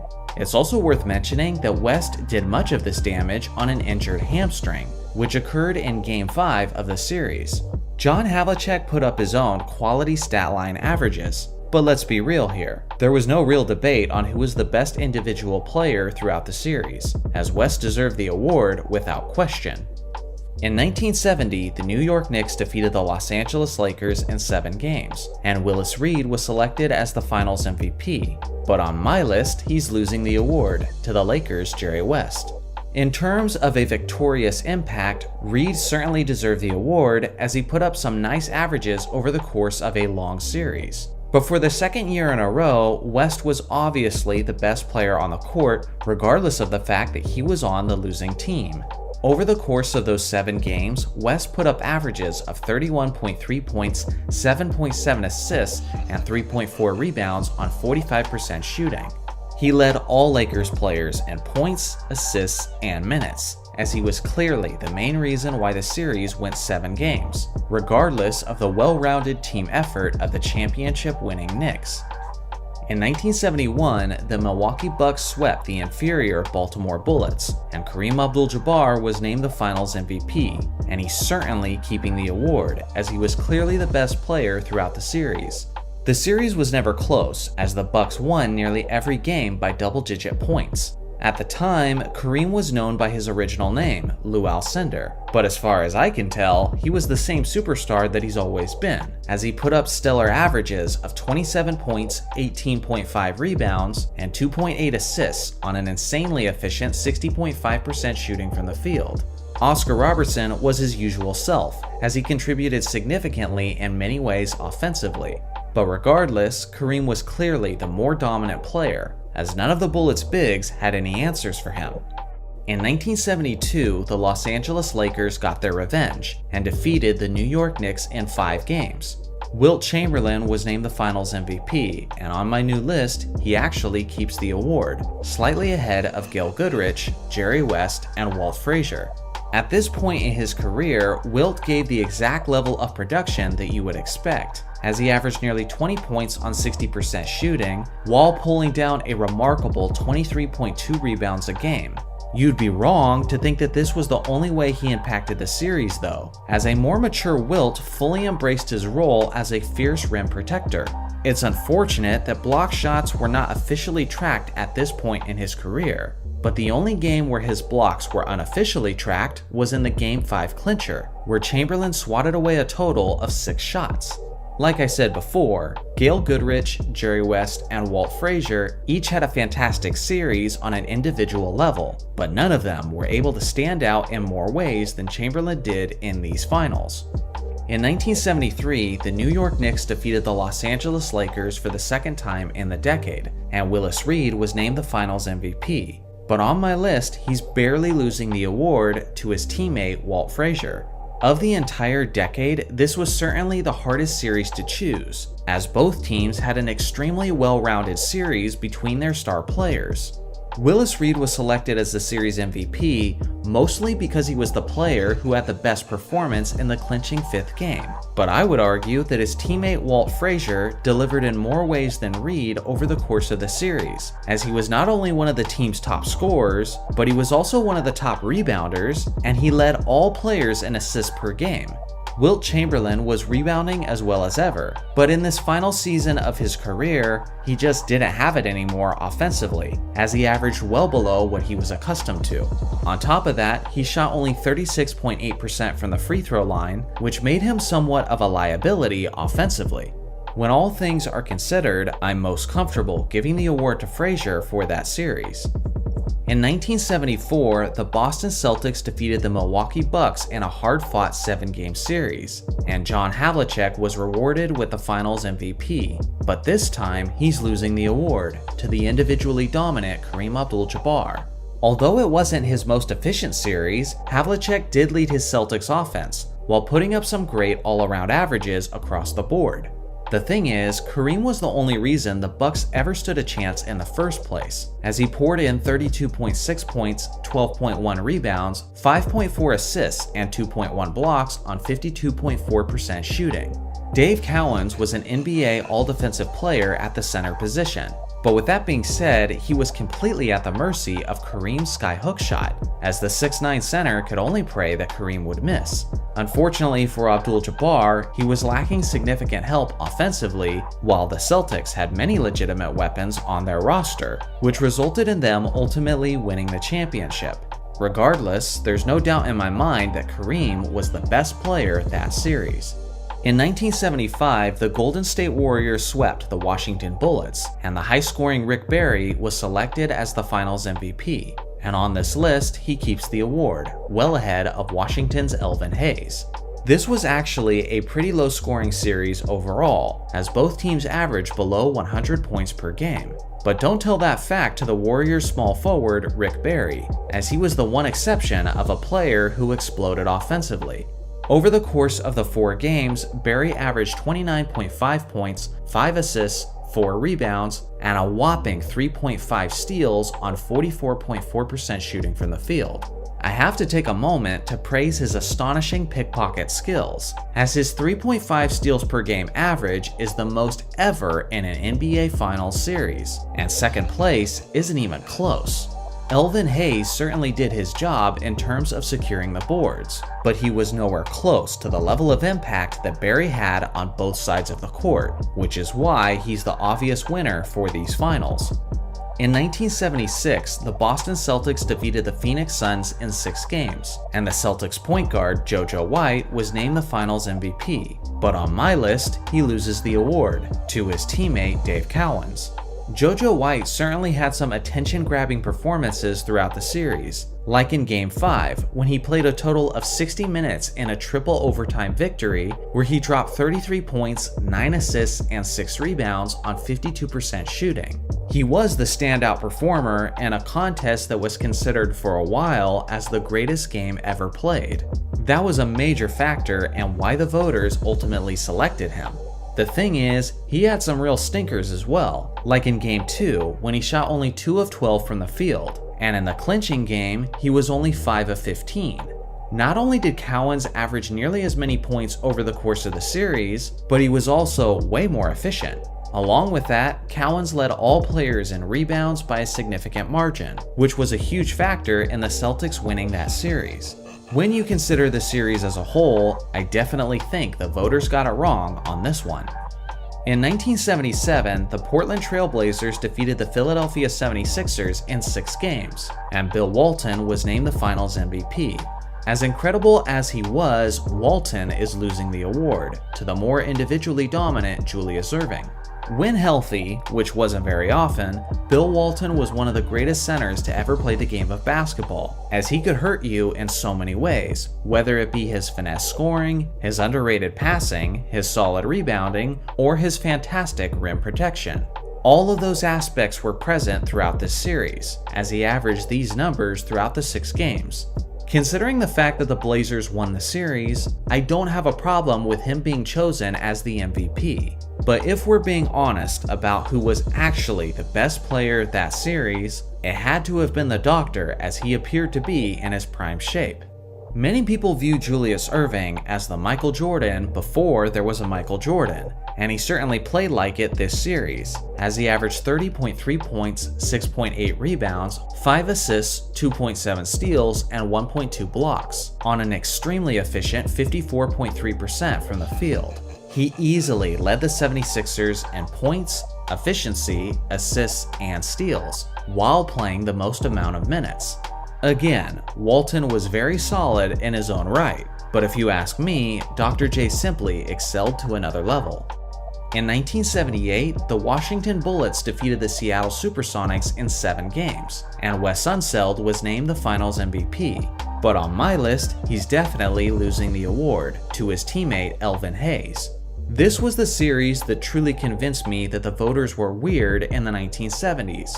It kinda seems like the final impressions mattered more significantly to the voters, considering how Unseld slightly outplayed Hayes in the 7th and deciding game, which may have been what gave him the edge. But other than that, Elvin Hayes was clearly the more productive player throughout the series. A good example of this was in Game 3, where Unseld scored 2 points and added 12 rebounds on only 1 of 4 shooting, compared to Elvin Hayes, who dropped 29 points and 20 rebounds on 12 of 24 shooting. Over the series as a whole, he more than doubled Unseld's scoring average, while getting more rebounds, steals, and blocks.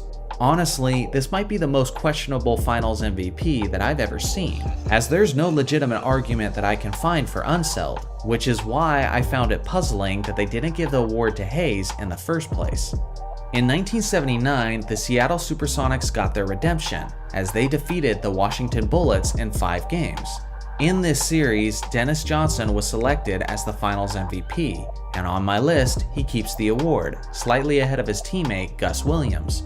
Dennis Johnson did a little bit of everything for his Sonics in this series, as he put up 22.6 points, 6 rebounds, 6 assists, 1.2 steals, and 2.2 blocks on 45.9% shooting.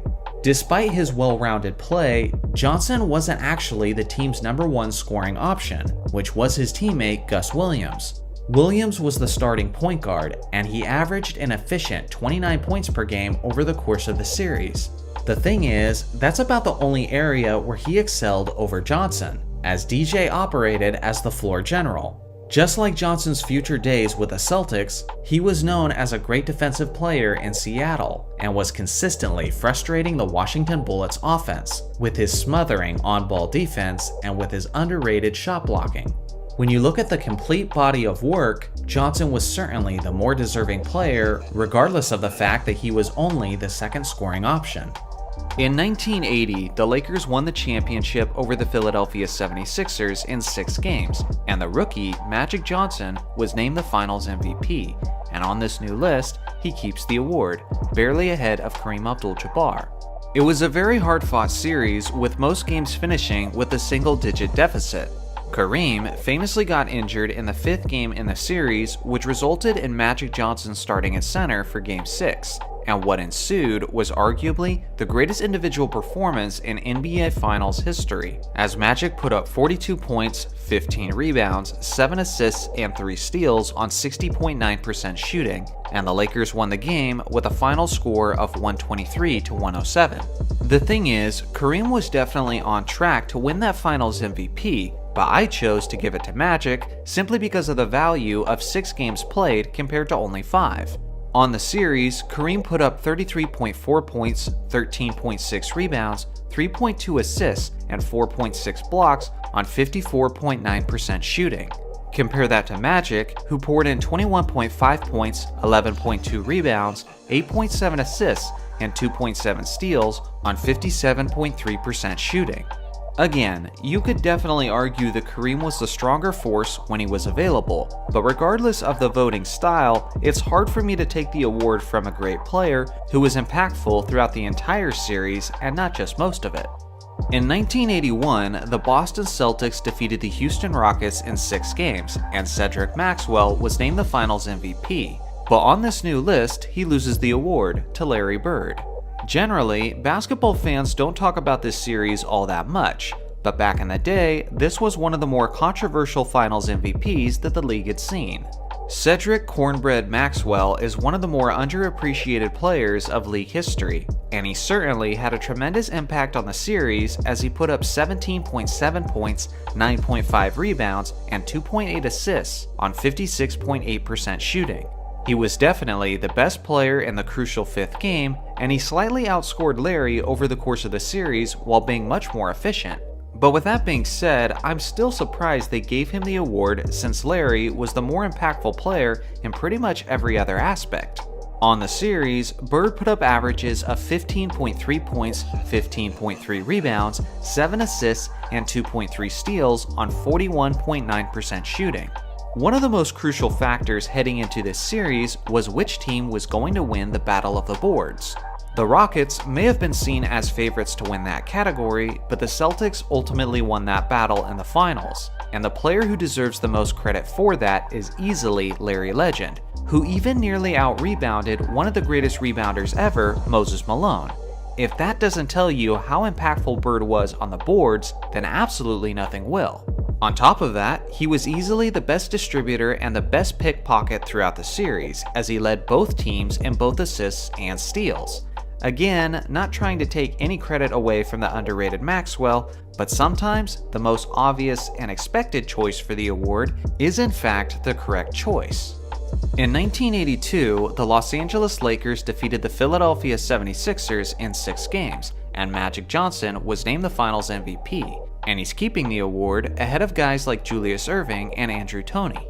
Not much controversy to this one, so I'll make it brief, as this was just your typical Magic Johnson performance as he led his Lakers with a near triple-double average of 16.2 points, 10.8 rebounds, 8 assists, and 2.5 steals on 53.3% shooting.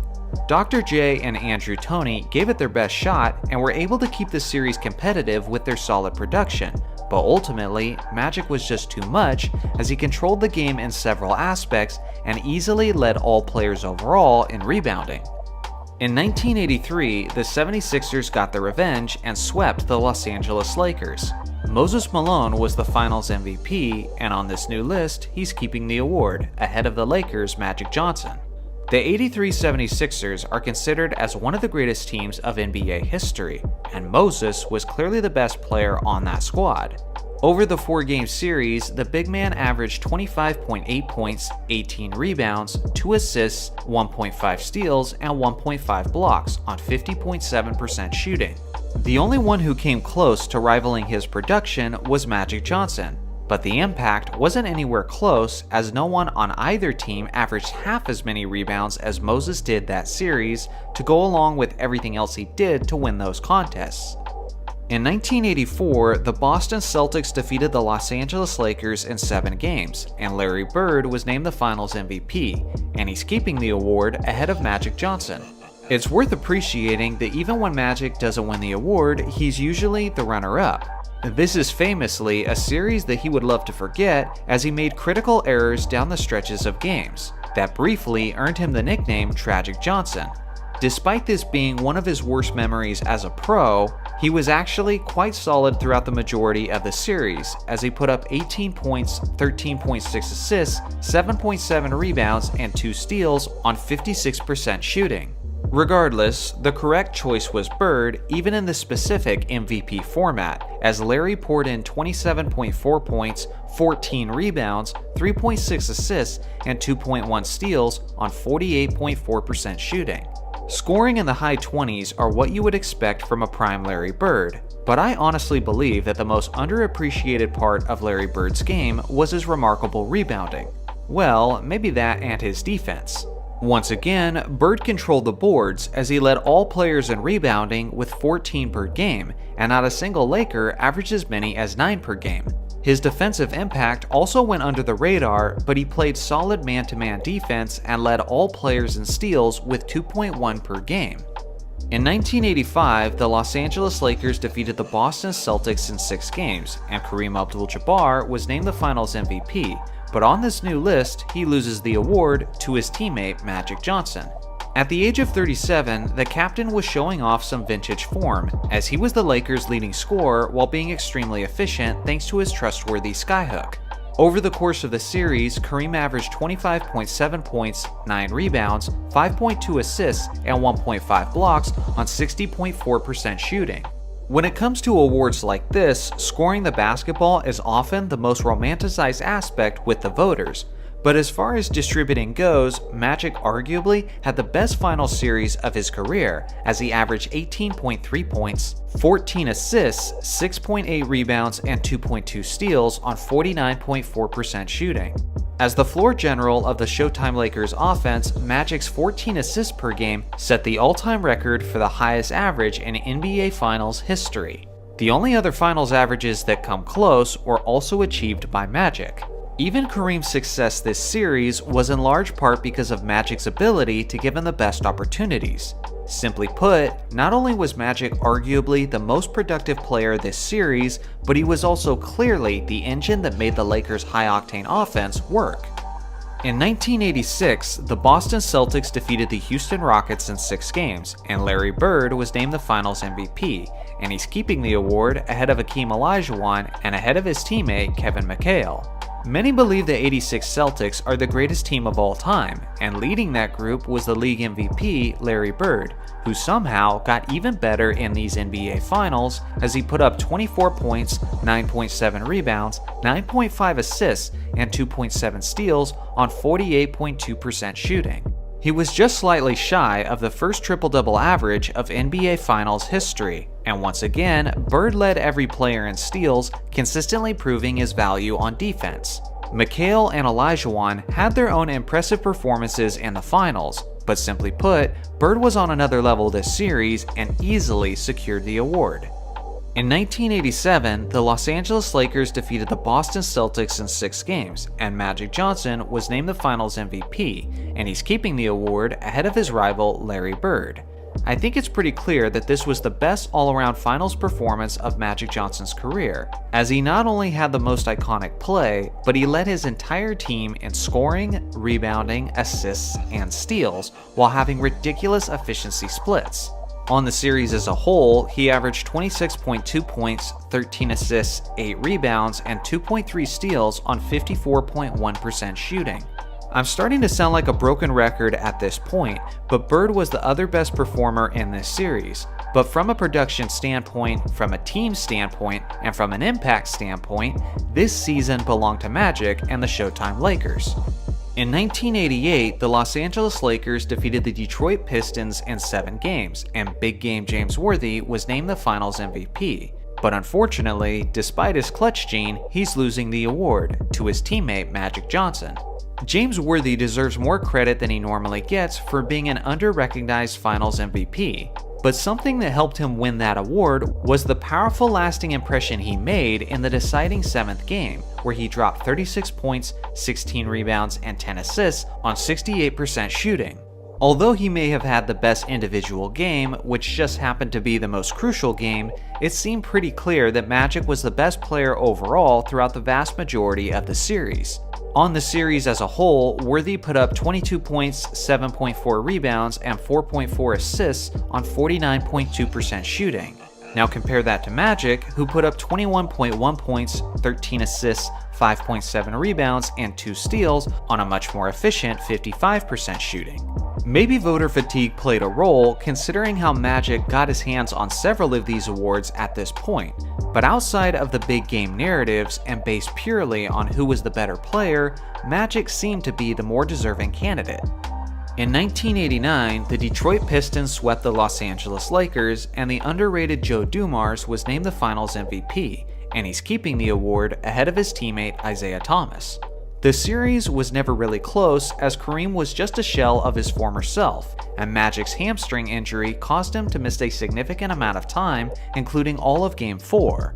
Dumars took advantage of the short-handed Lakers and led all players in scoring as he poured in 27.3 points, 6 assists, and 1.8 rebounds on 57.6% shooting.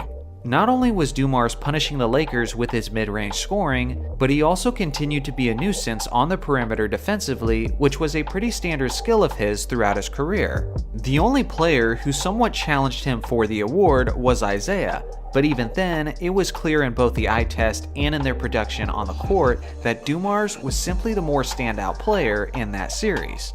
In the year 1990, the Detroit Pistons defeated the Portland Trail Blazers in 5 games, and Isaiah Thomas was named the Finals MVP. And on this new list, he's keeping the award, just a bit ahead of Clyde Drexler.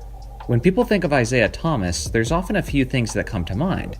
There's the Dream Team drama and the fact that he wasn't allowed on the team, and of course he was the leader of the Bad Boy Pistons, who are famous for their controversial and violent style of basketball. But I'm not gonna lie, when I think of Isaiah Thomas, the first thing that comes to mind for me is all the great postseason performances and how he was one of the ultimate clutch performers when the games mattered most. And this series against the Blazers was no exception. In this 5-game series of close battles, Isaiah averaged 27.6 points, 7 assists, 5.2 rebounds, and 1.6 steals on a tremendous 54.2% shooting. Not only was he incredibly efficient from the field overall, but he also made 68.8% of his 3-point attempts. He got his usual help from solid supporting teammates like Joe Dumars and Bill Laimbeer, but there was no question that Isaiah was clearly the best player and their biggest reason why they secured the title, as he was by far their leader in scoring, assists, and steals. It's worth mentioning that Clyde Drexler had a great series as well, as his numbers were slightly behind Isaiah's, but regardless of the angle you take, it's pretty hard not to give the award to Zeke on this one. In 1991, the Chicago Bulls comfortably defeated the Lakers in 5 games, and Michael Jordan was named the Finals MVP, and he's keeping the award as he was definitively the most dominant player in the series. This was one of the most hyped NBA Finals the league has ever seen, as Magic vs. Michael was must-see TV to see which of the season's top 2 MVP candidates would come out on top. All things considered, Magic had a pretty solid series, considering two of his weapons in the fast break were dealing with injuries, in James Worthy and Byron Scott. Regardless of the obstacles and the fact that he had to go up against a perimeter defense of Jordan and Pippen, Magic still nearly averaged the first triple-double in NBA Finals history as he put up 18.6 points, 12.4 assists, 8 rebounds, and 1.2 steals on 43.1% shooting. No one ever talks about this, but little did we know that we were watching the end of Magic Johnson's career, as he would announce his HIV in the upcoming offseason, and in his final game before his exit, he made sure he went out like a champ. In Game 5, without his two starting wings of Byron Scott and James Worthy, Magic still put up 16 points, 20 assists, and 11 rebounds, and with a shorthanded roster, he played all 48 minutes. His 20 assists is still the most in NBA Finals history by anyone not named Magic Johnson, because he did also get 21 assists in the 1984 NBA Finals. Fun fact, he owns all top 5 spots of this Finals record. Again, I can't stress this enough. The fact that the Lakers lost this game by just 6 points when Jordan and Pippen both scored over 30 points, and Magic's two best teammates were out injured, and the fact that Magic still put up this stat line is absolutely insane.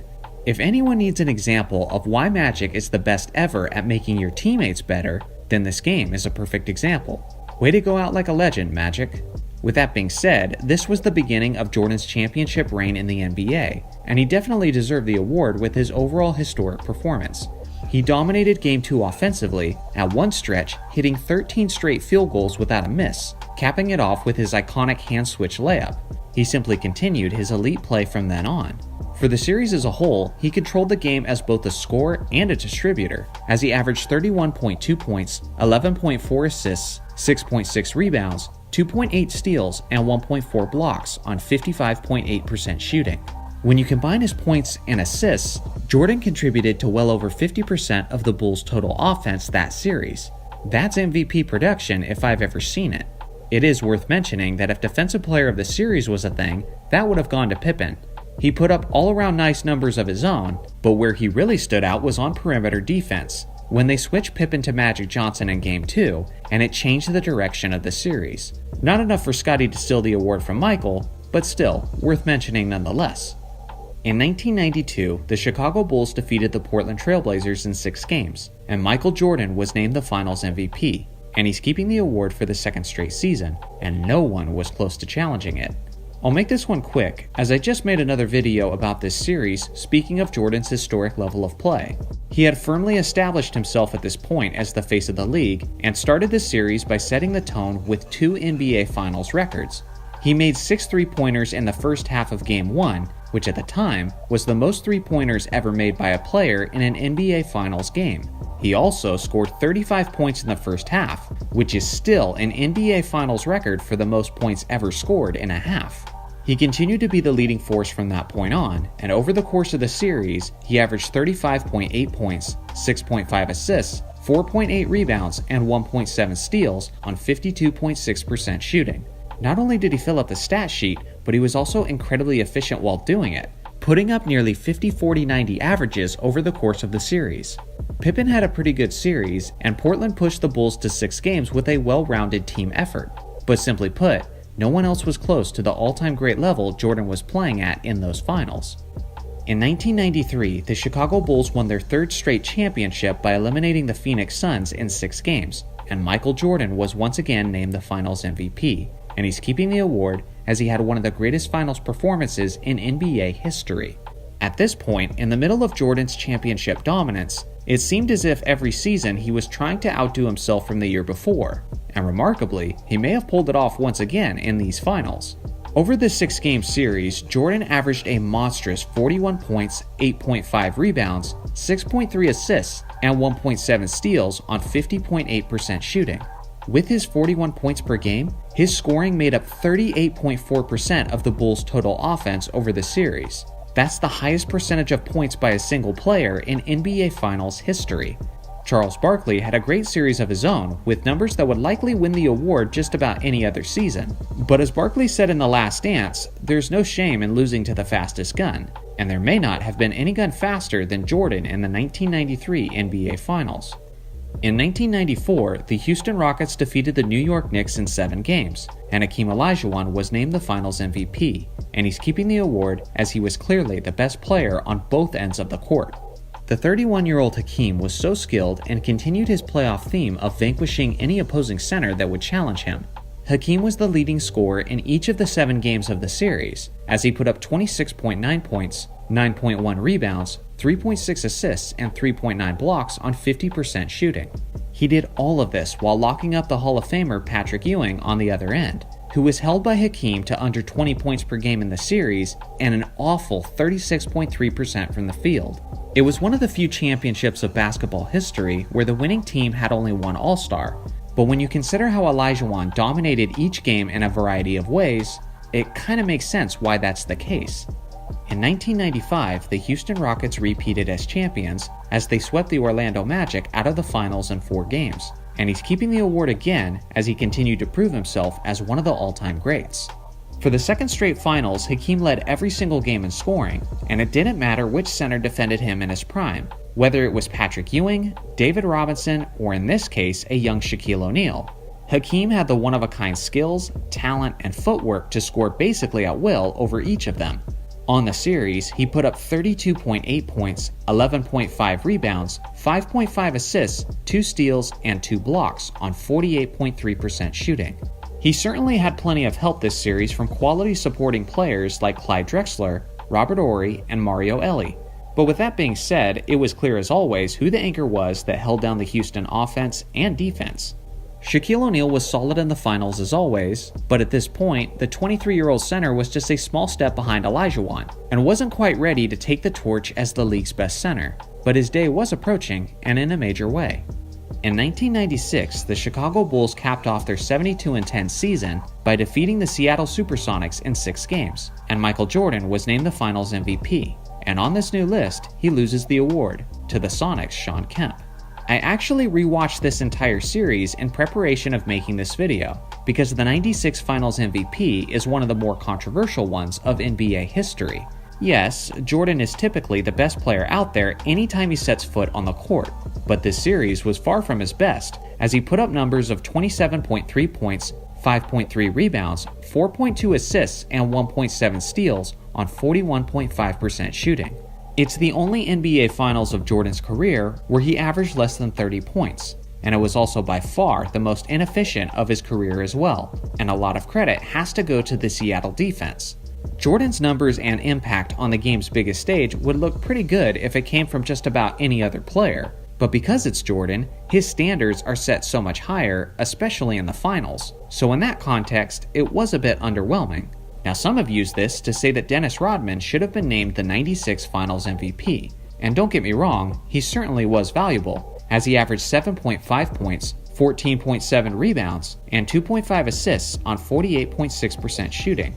In Game 2, he was especially impactful as 11 of his 20 rebounds were offensive rebounds, which is still tied with Elvin Hayes for the most offensive rebounds in an NBA Finals game. One of the big lasting impressions was the final game of the series, where Jordan was the team's leading scorer, but he only shot 5 of 19 from the field, while Rodman pulled down 19 rebounds, and again, 11 of those were offensive rebounds. Now Rodman certainly isn't much of a scorer, so his impact and value usually comes from his defense and rebounding. But in this series, it was really just his rebounding, as Rodman was often the player who was guarding Seattle's Shawn Kemp, and Kemp ate very well, and put up the best numbers of anyone in this series, which I'll get into more in a moment. So if you're going to give the MVP nod to someone from the winning Bulls, and you choose Rodman, you're really doing it just for his rebounding alone. And for me, even with Jordan playing well below his usual standards, I still can't say that Rodman was the better overall player in the series. As Jordan was by far the Bulls' leading scorer, he did some rebounding, some distributing, and was pretty solid defensively. So if you made me choose someone from the winning side, I say it still goes to Jordan. But that's not what this video is about. This video is about who is the best player on the court that series, regardless of who won and who lost. And in that case, it was definitely Shawn Kemp. Kemp put up numbers of 23.3 points, 10 rebounds, 1.3 steals, and 2 blocks on a solid 55.1% shooting. If you watched the series, then you could tell that the Sonics offense spent the majority of the time running through the 6'10 Shawn Kemp, and despite dealing with a rotating defense of Dennis Rodman and Luke Longley, Kemp still stood out offensively and efficiently too. Despite being matched up against the NBA's best defensive power forward, Kemp still led the Sonics in scoring by far, he led them in rebounds by far, and led them in blocked shots by far. He was the only Sonics starter who shot over 50% from the field, and well over at that. He was also significantly more efficient than Jordan from the field, and even the free throw line. All of this adds up to him being, in my mind, the best player on the court that series. In 1997, the Bulls won their 5th championship in franchise history by eliminating the Utah Jazz in 6 games, and Michael Jordan was awarded the Finals MVP, and he's keeping the award ahead of Karl Malone. This was a colossal matchup between the best teams from each conference, but adding to it was the upcoming battle between the top 2 finishers in the league MVP race. Once Game 1 was played, it basically summed up the series. Malone missed 2 free throws in a clutch situation because, according to Scottie Pippen, the mailman doesn't deliver on Sundays, and Jordan iced Game 1 with a buzzer-beating game winner over Brian Russell. Over the series, Jordan put up a well-rounded effort of 32.3 points, 7 rebounds, 6 assists, and 1.2 steals on 45.6% shooting.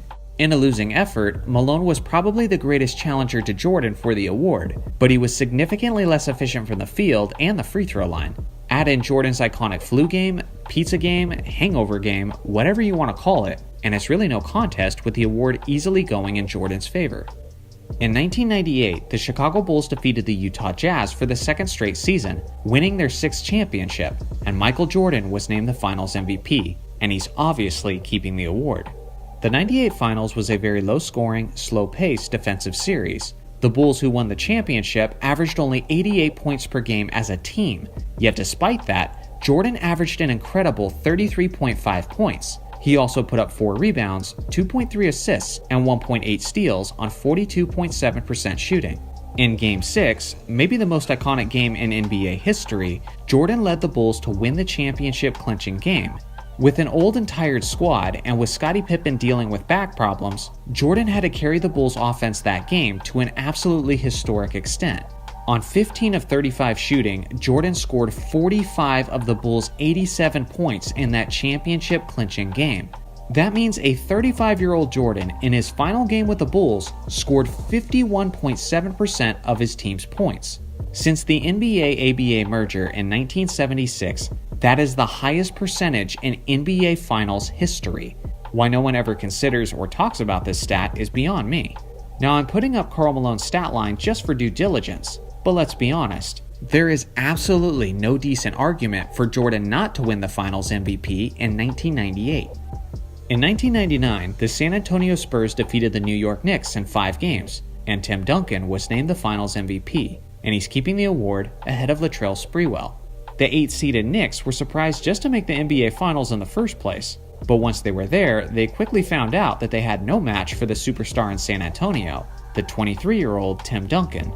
Offensively, defensively, and on the boards, Duncan made his mark, averaging 27.4 points, 14 rebounds, 2.4 assists, and 2.2 blocks on 53.7% shooting, in what was his highest scoring NBA Finals in his career.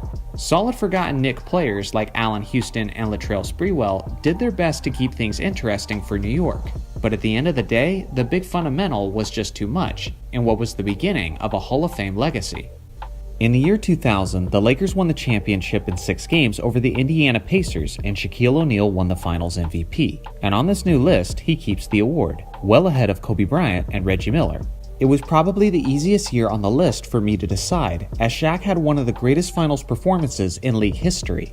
It's rarely mentioned, but Shaq often came up clutch on the game's biggest stage. For some reason, the word clutch isn't often associated with big men as much as it is with perimeter players. But Shaq was as deserving of the word as anyone, as he averaged an insane 38 points, 16.7 rebounds, 2.3 assists, and 2.7 blocks on 61% shooting. Whether it was his scoring, rebounding, rim protection, or simply causing the opponent to be in foul trouble, there basically wasn't an area in this series where Shaq didn't dominate. Unless of course you want to nitpick his free throw efficiency, in which case it was about what you would expect. Kobe did have his iconic Game 4 where he took over the game in its most crucial moments and won the contest for the Lakers, so it's not like Shaq can say that he did it completely on his own. But in terms of production and impact, Shaq's numbers clearly dwarf Kobe's, as he was definitely the Batman to Kobe's Robin in these finals. Reggie Miller had some solid production and standout performances as well, but once again, Shaq was just clearly on a level apart from everyone else this series. In 2001, the Lakers defeated the 76ers in 5 games, and Shaq was the finals MVP, and he's keeping the award again, slightly ahead of Allen Iverson. Over the course of the series, Shaq put up averages of 33 points, 15.8 rebounds, 4.8 assists, and 3.4 blocks on 57.3% shooting. It's crazy to think that a stat line like that could be considered a small decline from the previous year, but that essentially sums up Shaquille O'Neal in his prime. The craziest part is that Shaq wasn't just bullying small and capable defenders like his stat line might make some people assume, but he dominated against the Defensive Player of the Year, the 7'2" Dikembe Mutombo, who was literally one of the greatest defensive players to ever play, and a major reason why the 76ers made it as far as the NBA Finals in the first place. But at that point in his career, it didn't matter who you put on Shaq. Every single matchup was considered a mismatch. Now, Iverson obviously did his thing as well, led by his iconic performance in Game 1, where he dropped 48 points and handed the Lakers their only loss of the playoffs. Over the series, he averaged 35.6 points, 5.6 rebounds, 3.8 assists, and 1.8 steals on 40.7% shooting. In many years on this list, this performance from Iverson would have been enough to steal the award, but Shaq keeps it, not just because his numbers were a bit more impressive, but he was much more efficient and was arguably just as valuable on the defensive end as he was on the offensive end, as Shaq's rim protection was consistently causing issues for the Philadelphia offense. Kobe had a solid series, and if we included the Western Conference playoffs where he torched the Blazers, Kings, and Spurs, then you could make a solid argument that Kobe was the MVP of the playoffs as a whole. But since we're just considering the finals in this video, Shaq was clearly on another level. In 2002, the Lakers swept the New Jersey Nets, and Shaq was yet again named the Finals MVP, and he's keeping the award over great efforts from Kobe Bryant and Jason Kidd. The first portion of this video is basically turning into a Shaq appreciation segment, and honestly, I'm okay with that, considering how much people have already forgotten just how terrifyingly dominant he was in his prime. He put up 36.3 points, 12.3 rebounds, 3.8 assists, and 2.8 blocks on 59.5% shooting. What more is there to say about the Diesel that hasn't already been said? Bigs like Todd McCullough and Jason Collins didn't stand a chance, as he bullied and bruised his opponents in the short series. I want you guys to consider and marvel at this next stat like I do.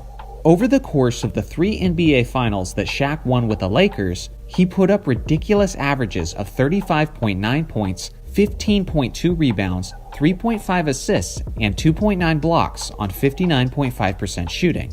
For just one playoff series, that would be an all-time great performance. But over the course of 3 straight seasons in the NBA Finals is completely unheard of. That's why when Shaq says things like Giannis was better than he was, it makes me laugh till my ribs hurt. You've clearly been eating too much humble pie, Shaq. In the 2002 Finals, Jason Kidd played excellent as well and hovered around a triple-double average over the series, which is even more impressive when you consider how there was significantly less offense as a whole in that era. Kobe had an efficient and well-rounded series too, that might have been enough to win the award some years. But again, these are just footnotes to Shaquille O'Neal's prime in the finals. In 2003, the San Antonio Spurs defeated the New Jersey Nets in 6 games, and Tim Duncan won the Finals MVP, and he's keeping the award as he had an all-time great historic performance. The 2003 Finals was the first year in a while without the Shaq and Kobe Lakers. Instead, the team representing the Western Conference was the San Antonio Spurs, who despite their talent and team play, were considered as one of the most boring teams to watch in the entire league. Due to this, the 2003 NBA Finals had some of the worst television ratings in finals history, which is really unfortunate because every basketball fan should have witnessed the great Tim Duncan at his best. In this series, he put up a monstrous 24.2 points, 17 rebounds, 5.3 assists, and 5.3 blocks on 49.5% shooting. The Nets had no answer for him anywhere on the court, as he started off the series in Game 1 with 32 points, 20 rebounds, 6 assists, and 7 blocks in a 12-point victory. But the way he closed out the series was arguably even more impressive.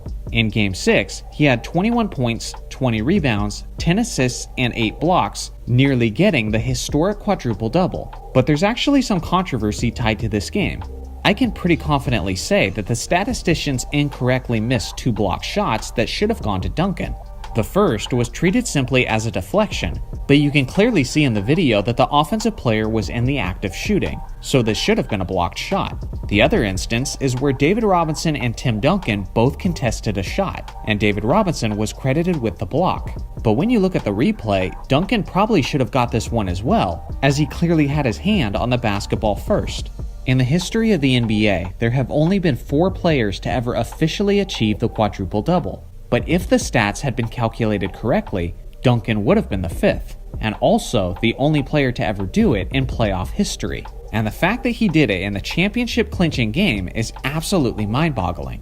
Jason Kidd did have a pretty good series, but who are we kidding? No one was close to Tim Duncan in these finals.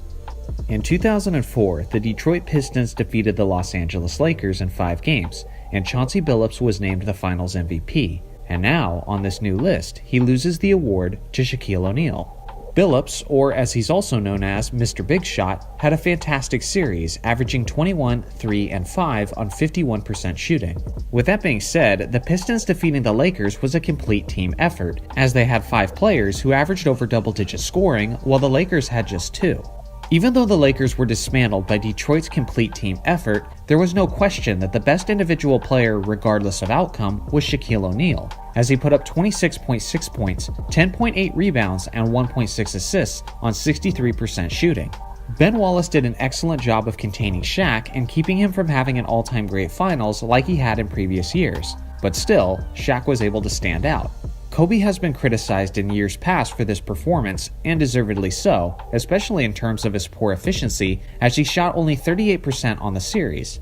Many have said that he was forcing the issue and appeared as if he had predetermined that he was going for the Finals MVP. And honestly, as a Lakers fan who watched every game that year closely, that's what I saw as well. He was forcing a high number of shots, and the offense wasn't running through Shaq as much as it had in years past. And despite Kobe shooting a poor 38% to Shaq's 63%, Kobe still shot the ball nearly 30 more times than Shaq did that series. I say this as the ultimate Kobe fan, but he was a major reason why they lost this series, as the offense should have ran more through Shaq, who was definitely the best player specifically in that series, and who would have stood out even more with the appropriate amount of touches.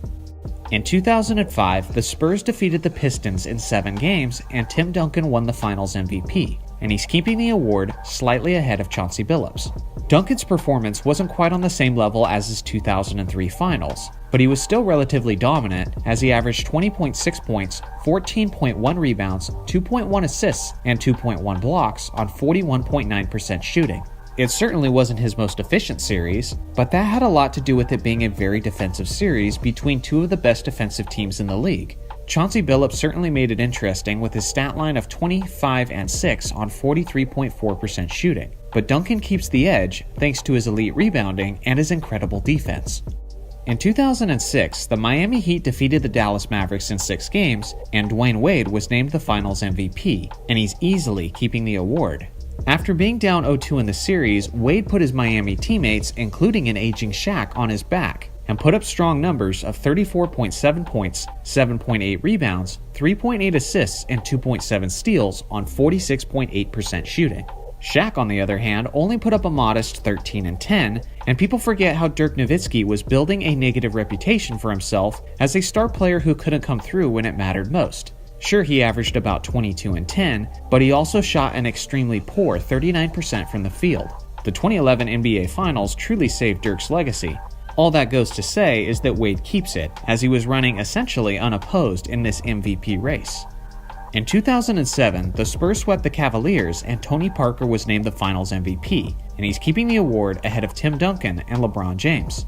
It probably sounds outlandish to suggest that Tony Parker was the best in any series that includes all-time greats like Tim Duncan and LeBron James. But the truth is, Tony had his moments, and many have forgotten just how great he was in his prime. In the series, Parker put up 24.5 points, 5 rebounds, and 3.3 assists on 56.8% from the field.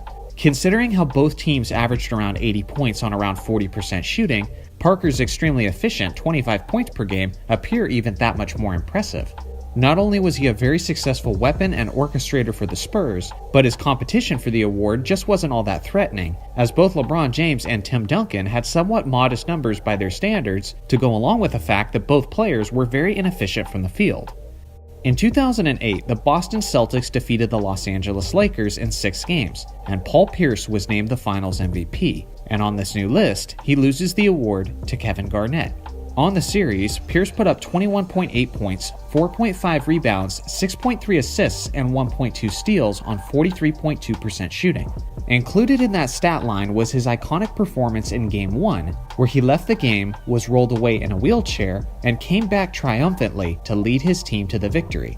It looked pretty epic at the time, but knowing what we know now and how Pierce sold the injury a bit because of other reasons, it certainly looks less heroic.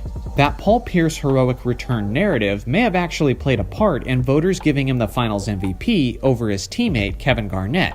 But for me, the award should have gone to KG, who I think was the best player in that series. Garnett averaged 18.2 points, 13 rebounds, 3 assists, 1.7 steals, and 1 block on 42.9% shooting. Not only did he fill up the stat sheet across the board, but that series was won by the Celtics with 2 key factors, which was defense and rebounding. And in both of those areas, the big ticket was clearly the most impactful player in the series. Now Kobe's stat line looks pretty impressive, and I honestly considered giving him the nod this year. But unfortunately, he was the most inefficient from the field out of all the All-Stars in this series. And in the elimination game where the Lakers lost by 39, he kind of disappeared, as he scored just 22 points on only 31.8% shooting. Considering all the numbers and the full context of the series, I'm more than comfortable giving the award to Kevin Garnett on this one. In 2009, the Lakers defeated the Magic in 5 games, and Kobe Bryant was named the Finals MVP, and he's keeping the award way ahead of everyone else. This one will be quick, because from a production standpoint, the 2009 Finals was easily the best final series of Kobe's career, as he put up 32.4 points, 5.6 rebounds, 7.4 assists, 1.4 steals, and 1.4 blocks on 43% shooting. He did everything on the court in what was clearly his revenge mission. He set the tone early by dropping 48 and 8 in a Game 1 blowout, and with his continued leadership, the series was never in question from that point on. In 2010, the Lakers won the championship and Kobe Bryant won the Finals MVP, and on this new list, he keeps the award ahead of Pau Gasol. This was an epic 7-game series between the iconic rivals of the Boston Celtics and the Los Angeles Lakers. Over the course of the series, Kobe put up 28.6 points, 8 rebounds, 3.9 assists, and 2.1 steals on 40.5% shooting. Some people have said that Pau Gasol actually should have won the award, as he averaged 18.6 points, 11.6 rebounds, 3.7 assists, and 2.6 blocks on 47.8% shooting. Kobe may have been slightly less efficient, but 10 points is no small margin, and Kobe was also a major reason for Ray Allen struggling during that series, as Allen shot only 36.7% on just 14 points per game. Some have criticized Kobe's lack of efficiency this series, but usually those that do that didn't actually watch that series, because that's a take that's severely lacking context. The 2010 Finals was one of the most physically intense playoff series of NBA history. And yes, I mean including all eras of NBA history. Both teams knew heading into that matchup that defense and rebounding were going to be of the utmost importance. Along with that, it was clear the referees made a point to put away their whistles and let the players be the ones who decided the outcome of the series. Due to this, both teams were below league average efficiency, as the Lakers as a whole shot 41.8% and the Celtics shot 43.3%. It was also very low scoring, as the Lakers averaged 90 points and the Celtics averaged 87. With all of this being said, now Kobe's efficiency appears completely free of criticism, as his stat line appears even more impressive. He was clearly the MVP these finals. In 2011, Dirk Nowitzki won the Finals MVP as he led his Dallas Mavericks to defeat the Miami Heat, and on this new list, he loses the award to Dwayne Wade. I know. Initially this sounds blasphemous to suggest the award should go to someone other than Dirk, and honestly, I'm okay with Dirk getting the MVP as a reward for leading his team to the championship. But that's not what this video is about. This video is about who was literally the best player on the court that series, and in this case, it was definitely Dwayne Wade. Dirk put up 26 points, 9.7 rebounds, and 2 assists on only 41.6% shooting. Compare that to Wade, who led all players in scoring, putting up 26.5 points, 7 rebounds, 5.2 assists, 1.5 steals, and 1.5 blocks on 54.6% shooting, filling up pretty much every spot on the stat sheet. People need to remember that it wasn't just Dirk single-handedly carrying the Mavericks in the finals, but they had several players who contributed in major ways, like the huge contributions from Jason Terry and Shawn Marion. It was a complete team effort that won the Mavericks that championship, not just Dirk. Meanwhile, on Miami's side, while LeBron was busy having arguably the worst playoff series of his life, Wade was doing everything he could all over the court to keep Miami in the series, as he was stronger defensively than Dirk was and much more efficient in terms of field goal percentage and even true shooting percentage. Like I said before, I don't mind rewarding the winning player because that's what it's all about. But if we're being honest about who was the best player on the court that series, then it was Wade. In 2012, the Miami Heat defeated the Oklahoma City Thunder and LeBron James won his first Finals MVP, and he's keeping the award just slightly ahead of Kevin Durant. LeBron bounced back in a big way, redeeming his legacy after his failure in the 2011 Finals. In those 5 games, he put up numbers of 28.6 points, 10.2 rebounds, 7.4 assists, and 1.6 steals on 47.2% shooting. He was clearly the best and most impactful player for Miami in those finals, as it appeared to be the moment where the team clearly became his instead of Wade's. Now, although they only won 1 game in that series, Durant still put up next-level numbers of 30.6 points, 6 rebounds, 2.2 assists, and 1.4 steals on 54.8% shooting. Despite leading all players in scoring and being extremely efficient while doing it, the award has to stay with LeBron, as he excelled in more ways than Durant did, especially in terms of rebounding and facilitating. In 2013, the Heat defeated the San Antonio Spurs, and LeBron James was once again the Finals MVP, and he's keeping the award as he was clearly the best and most dominant player in the series. I'll make this one quick, considering how there was no one even close. San Antonio made it a great series with their well-rounded attack, and if it had not been for that one timeless shot, they would have won the championship. But with a little help from his friends, LeBron was ultimately too much, as he put up 25.3 points, 10.9 rebounds, 7 assists, and 2.3 steals on 44.7% shooting. This was the second straight year he flirted with a triple-double average in the finals, which was just a sign of things to come for LeBron. In 2014, the Spurs defeated the Heat in a finals rematch, and Kawhi Leonard was awarded the finals MVP, but now he loses the award to LeBron James. The 2014 Spurs were one of the greatest teams in NBA history, especially in terms of how they played as a team. It was a beautiful brand of basketball with lots of ball movement and a well-rounded attack. Kawhi did his part and stepped up at just the right time, averaging 17.8 points, 6.4 rebounds, 2 assists, and 1.6 steals on 61.2% shooting. If there was ever a time in recent years where the Finals MVP could have been given to someone on the losing team, there's a strong chance it would have been this season, as LeBron averaged 28.2 points, 7.8 rebounds, 4 assists, and 2 steals on 52% shooting. Although the Spurs comfortably dismantled the Heat in this series, as I mentioned earlier, it was a complete team effort, while LeBron stood out among everyone statistically, trying his best to keep it a series, despite the fact that Wade and Bosh's contributions were not what they once were.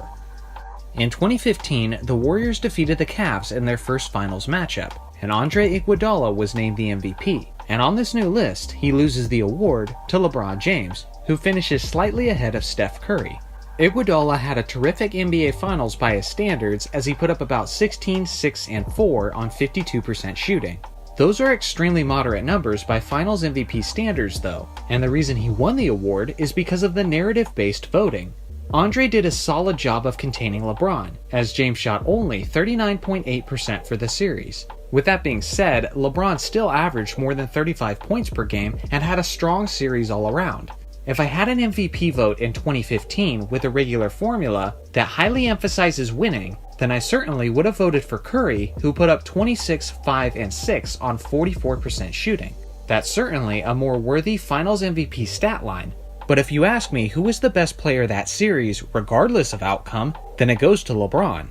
With his two best teammates in Kyrie Irving and Kevin Love out due to injury, LeBron was forced to carry a heavier load, and the fact that he was actually able to make it a competitive series was utterly remarkable. He put up 35.8 points, 13.3 rebounds, 8.8 assists, and 1.3 steals on 39.8% shooting and 45.7 minutes per game. Yes, LeBron's efficiency was far below his usual standards, but considering the fact that he filled up the stat sheet across the board and the second leading scorer on his team was Timothy Mozgov, I think I can look past his below average efficiency.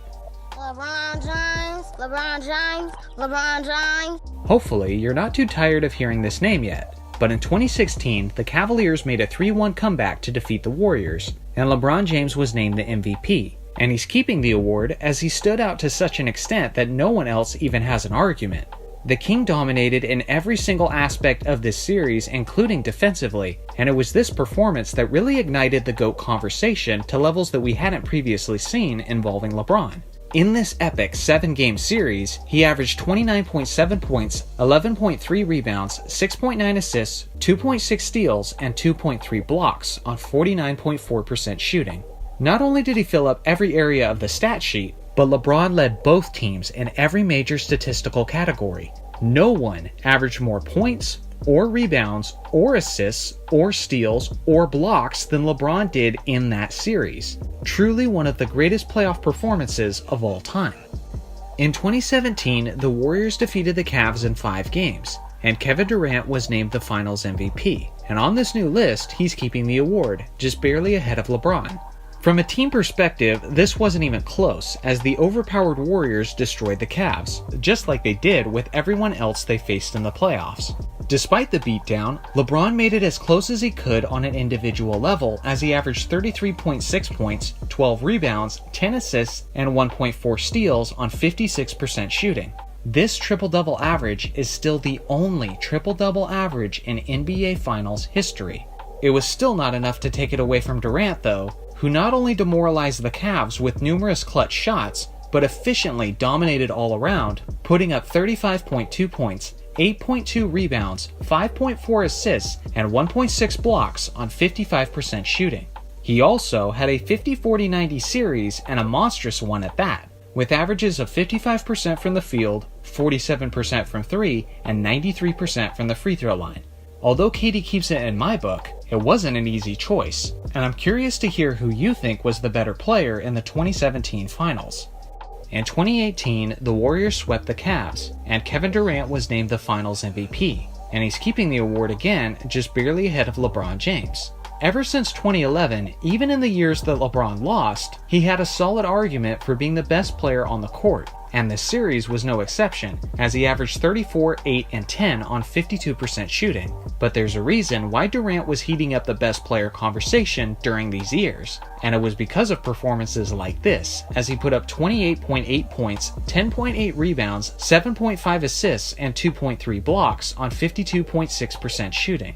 This was his second straight finals with 50-40-90 percentages, as he shot 52% from the field, 41% from 3, and 96% from the free throw line. Now, given the quality of each star's supporting cast, you could certainly make the argument that if they had switched places, LeBron's numbers and efficiency would have been much better. But with that being said, those are all hypotheticals that we'll never know the real answer to. From what we actually saw on the court that series, Durant gets the small edge.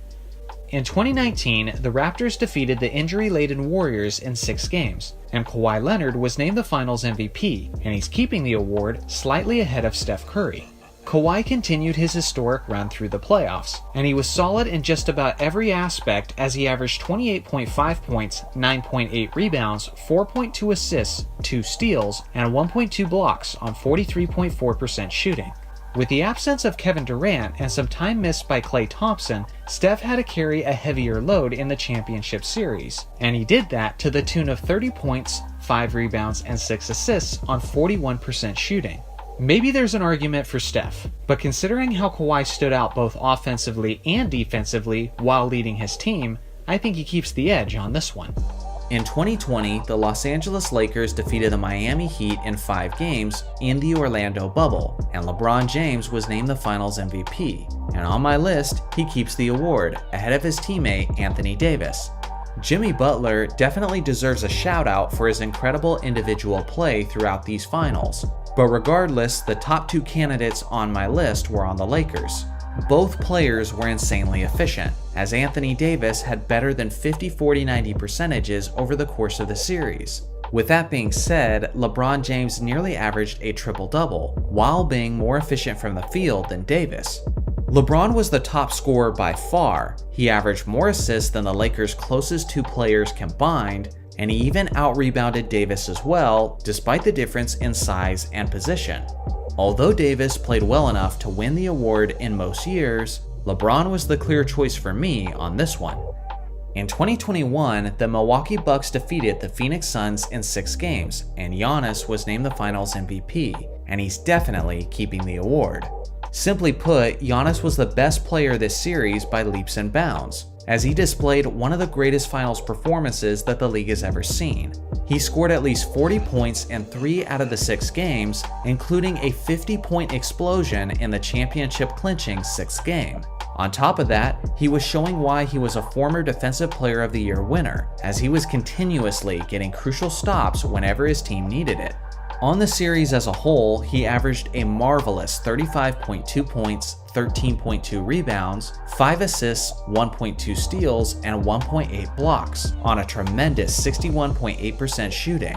Chris Middleton had his own solid series, but even then, he wasn't even close, as Giannis made this selection one of the easiest choices of this entire massive video. In 2022, the Golden State Warriors eliminated the Boston Celtics in 6 games, and Steph Curry was selected as the Finals MVP, and he's keeping the award as he had what was likely the best Finals performance of his career. This series specifically was extremely tough on Klay Thompson, as he was struggling to find his shooting touch, as he shot only 35.6% over the course of the series. Due to this, it was even more crucial than usual that Curry excelled offensively, and he was clearly up to the challenge, as he averaged 31.2 points, 6 rebounds, 5 assists, and 2 steals on 48.2% shooting. If Curry doesn't play this series as if he's in his prime form, then the Celtics certainly would have won the finals. Fortunately for Steph, he secured his first Finals MVP, which rightfully destroyed one of the biggest narratives against his legacy. In 2023, Nikola Jokic won the Finals MVP in his first championship of his career, and he's keeping the award even with Jamal Murray's solid effort being considered. Miami had absolutely no answers for the Serbian big man in these finals, as he completely dominated the series as a scorer, both in terms of volume and efficiency. Over the 5-game series, Jokic averaged 30.2 points, 14 rebounds, 7.2 assists, and 1.4 blocks, on a fantastic 58.3% shooting from the field. Now, Jamal Murray's impact should not be overlooked, as he averaged over 21 points, 6 rebounds, and 10 assists, on 45% shooting. With that being considered, it still wasn't all that close, as the Joker not only filled up the stat sheet offensively, but he also had the best defensive rating out of any Nugget with a minimum of 2 games played in the series. In 2024, Jaylen Brown won the Finals MVP for a Celtics team that convincingly won the series in 5 games. But on this list, he loses the award to Luka Doncic of the Dallas Mavericks. Once again, in this series, it's not about who the best player was on the winning team, but who was the best player overall. And even though they were far from winning the championship, it's hard to argue against Luka. He tried his best to carry a squad past a formidable foe, as Doncic led all of the Mavericks players in points, rebounds, assists, and steals. On the series, he averaged 29.2 points, 8.8 rebounds, 5.6 assists, and 2.6 steals, on 47.2% shooting.